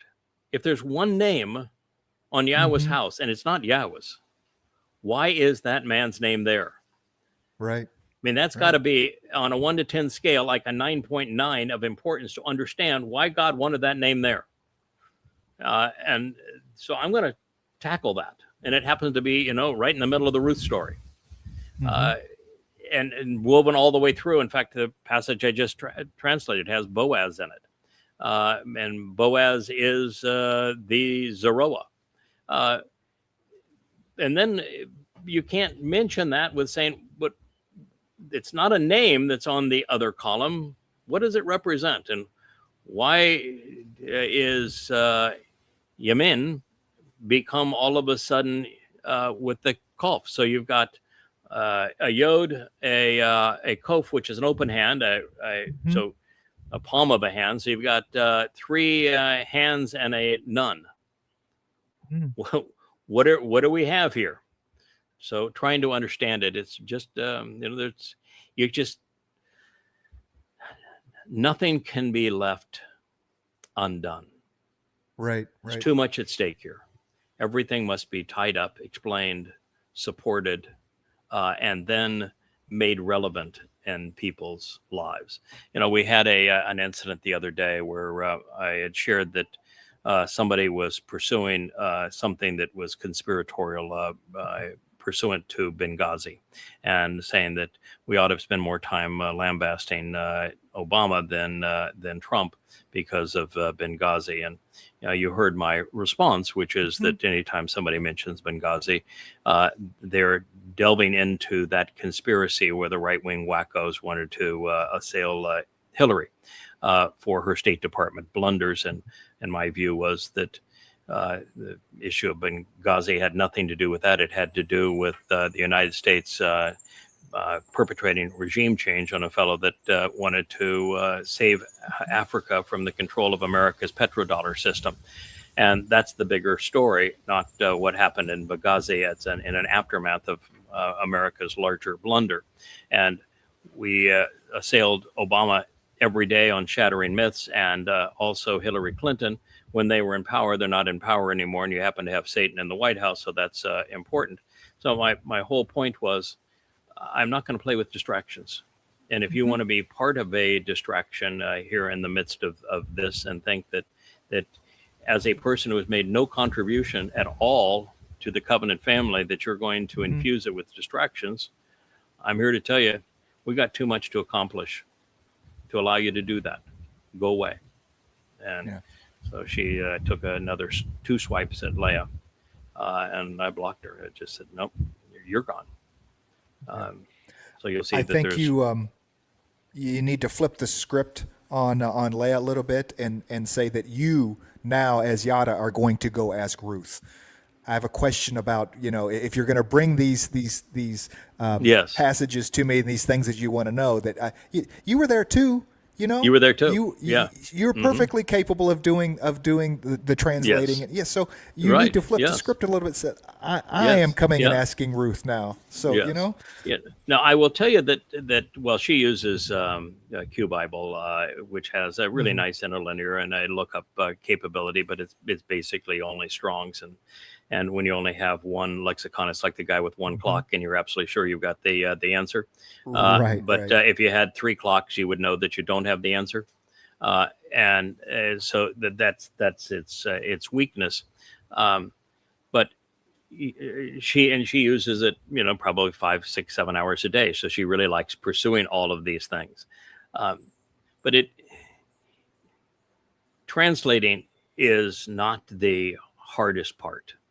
Mm-hmm. The hardest part is understanding how the whole statement fits together in context, where it has come from and where it is leading, and what those words, which are all symbols, they're all very valuable jewels and tools that God is using to communicate, how those tools, how those jewels paint a picture.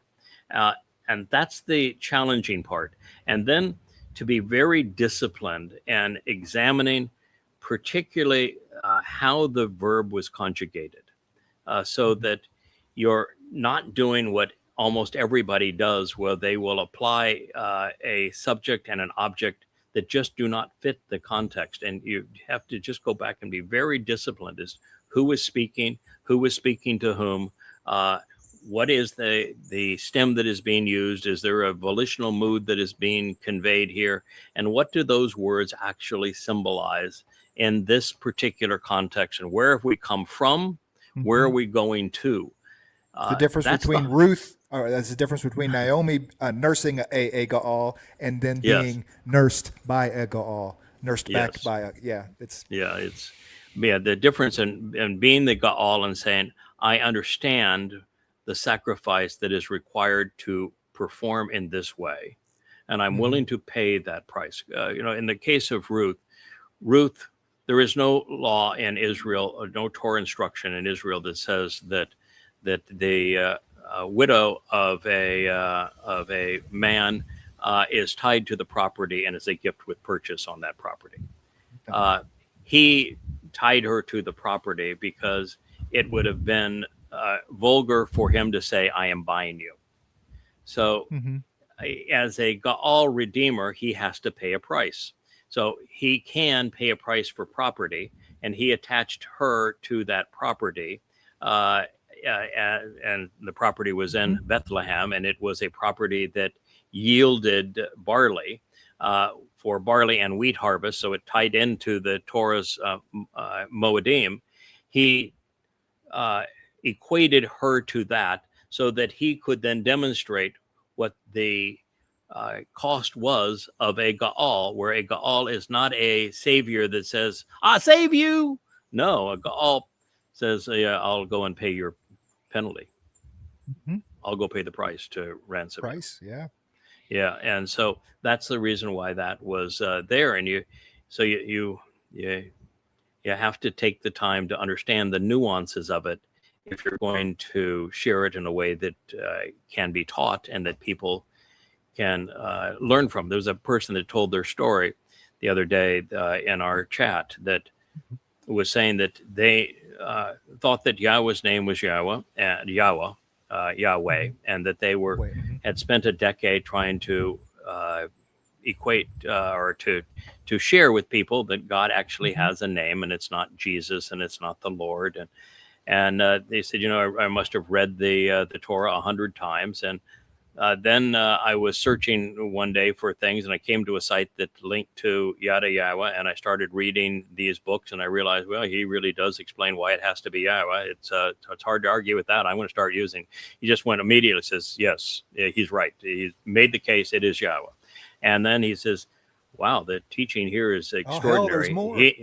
Oh man, this man really does know the Torah. And I thought I knew the Torah, but he says, this man really knows the Torah. And he said, so I started reading, and now, I'm equipped to be able to be a really effective witness. I think that is incumbent upon Leah in this particular case, because she is very insightful. The songs that she writes, there's so many nuances in those songs. She knows it inside. She really has a grasp of it and great knowledge of Torah. We've gone now almost 20 years of exchanging detailed messages on the Torah. But at some point, when you're in this mode, you can't be reliant. Now, she came in this morning. She was very, very clever. It says, didn't when we left the garden, didn't it say that it's man's responsibility to teach and to guide and lead the woman, and the woman's is supposed to benefit from the man in this way? I said, yes. Where are you going with this, sweetheart? Yeah. And yeah,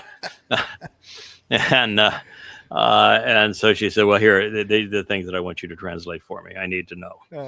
Yeah, but we're going to, and she comes to you and comes to Rich and say, yeah, we're going to get him to do that.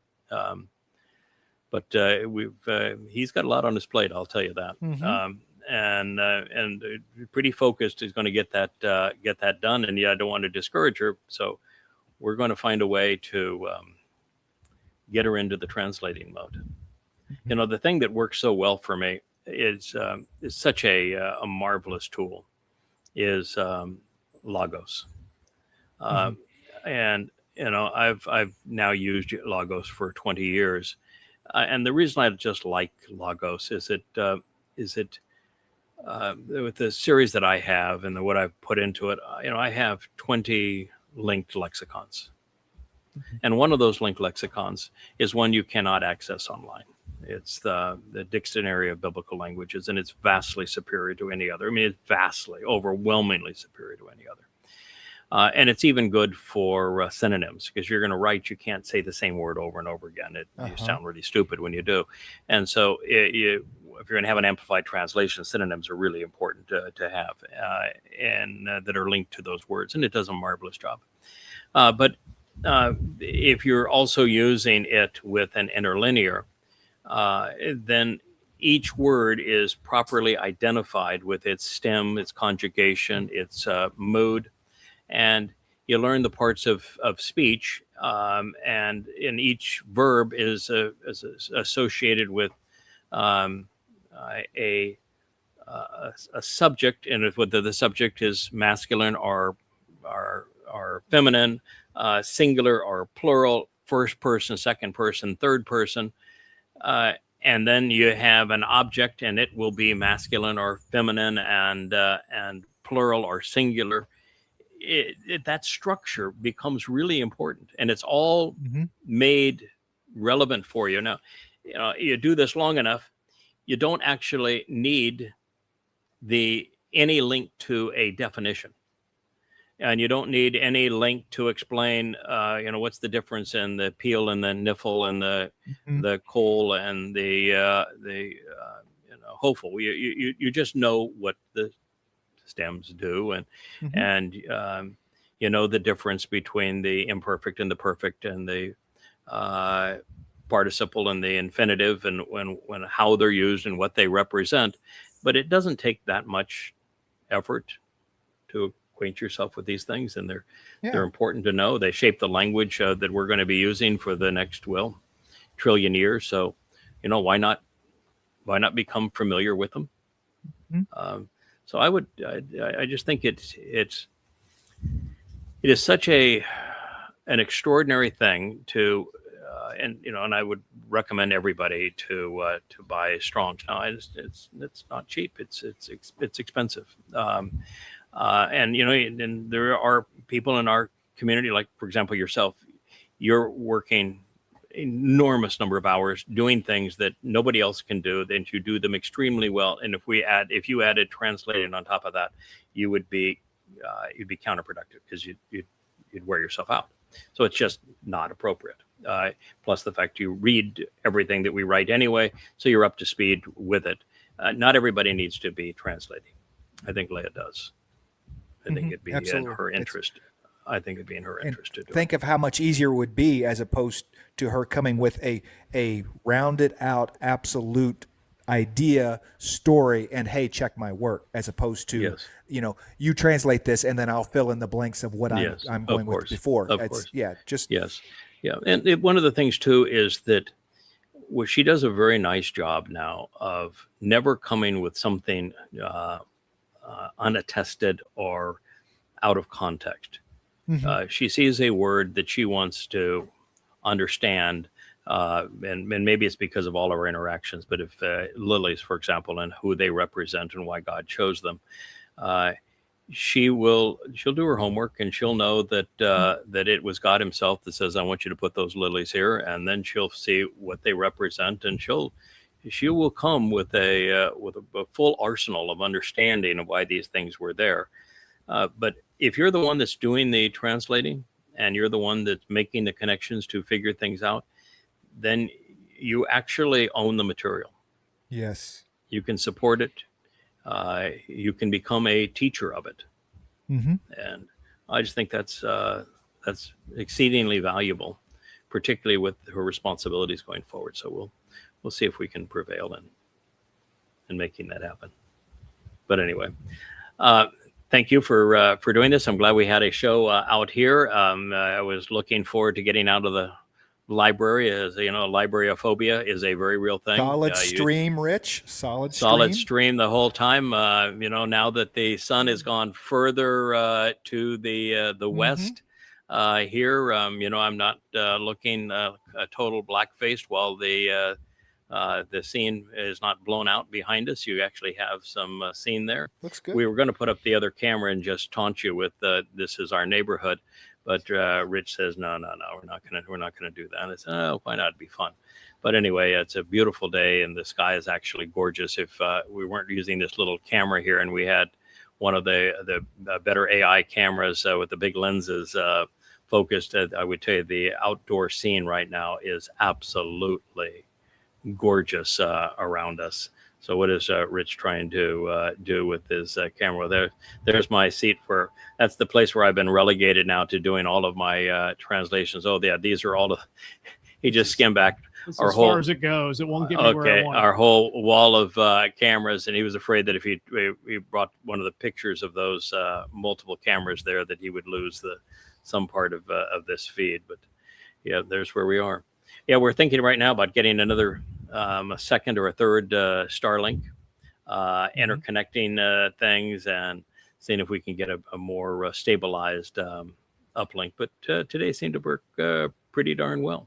Yep, little buffering at the beginning, and I had to restart my phone once, but I've left it on the blue channel, and it made it through the whole show. Excellent. All right. Well, thank you. We like Blue Channel, and genuine pleasure to be able to deliver the vlog on the vlog. I know it's tough times, and it'll be tough times for Israel. We'll update you on the state of affairs come Monday, and tonight, 6 o'clock, Family Hour, a new song from Leah. I understand that Jeff has a new bit also from Kirk, but maybe they're going to postpone on that for another week since they're not on the rotation this time. Mm-hmm. So maybe it's a week off that they'll do that, and we're going to return and try to finish Ruwth. It's actually a naming convention as we go forward in Ruwth, but the names are absolutely fascinating. And the lessons we can learn from the names are useful to our situation now. So thank you, everybody. We'll see you later this evening, 6 o'clock Eastern time, 6 o'clock Atlantic time. Hey there, thanks for tuning in. That was Fetch. Gotta run now. Catch y'all on our next podcast.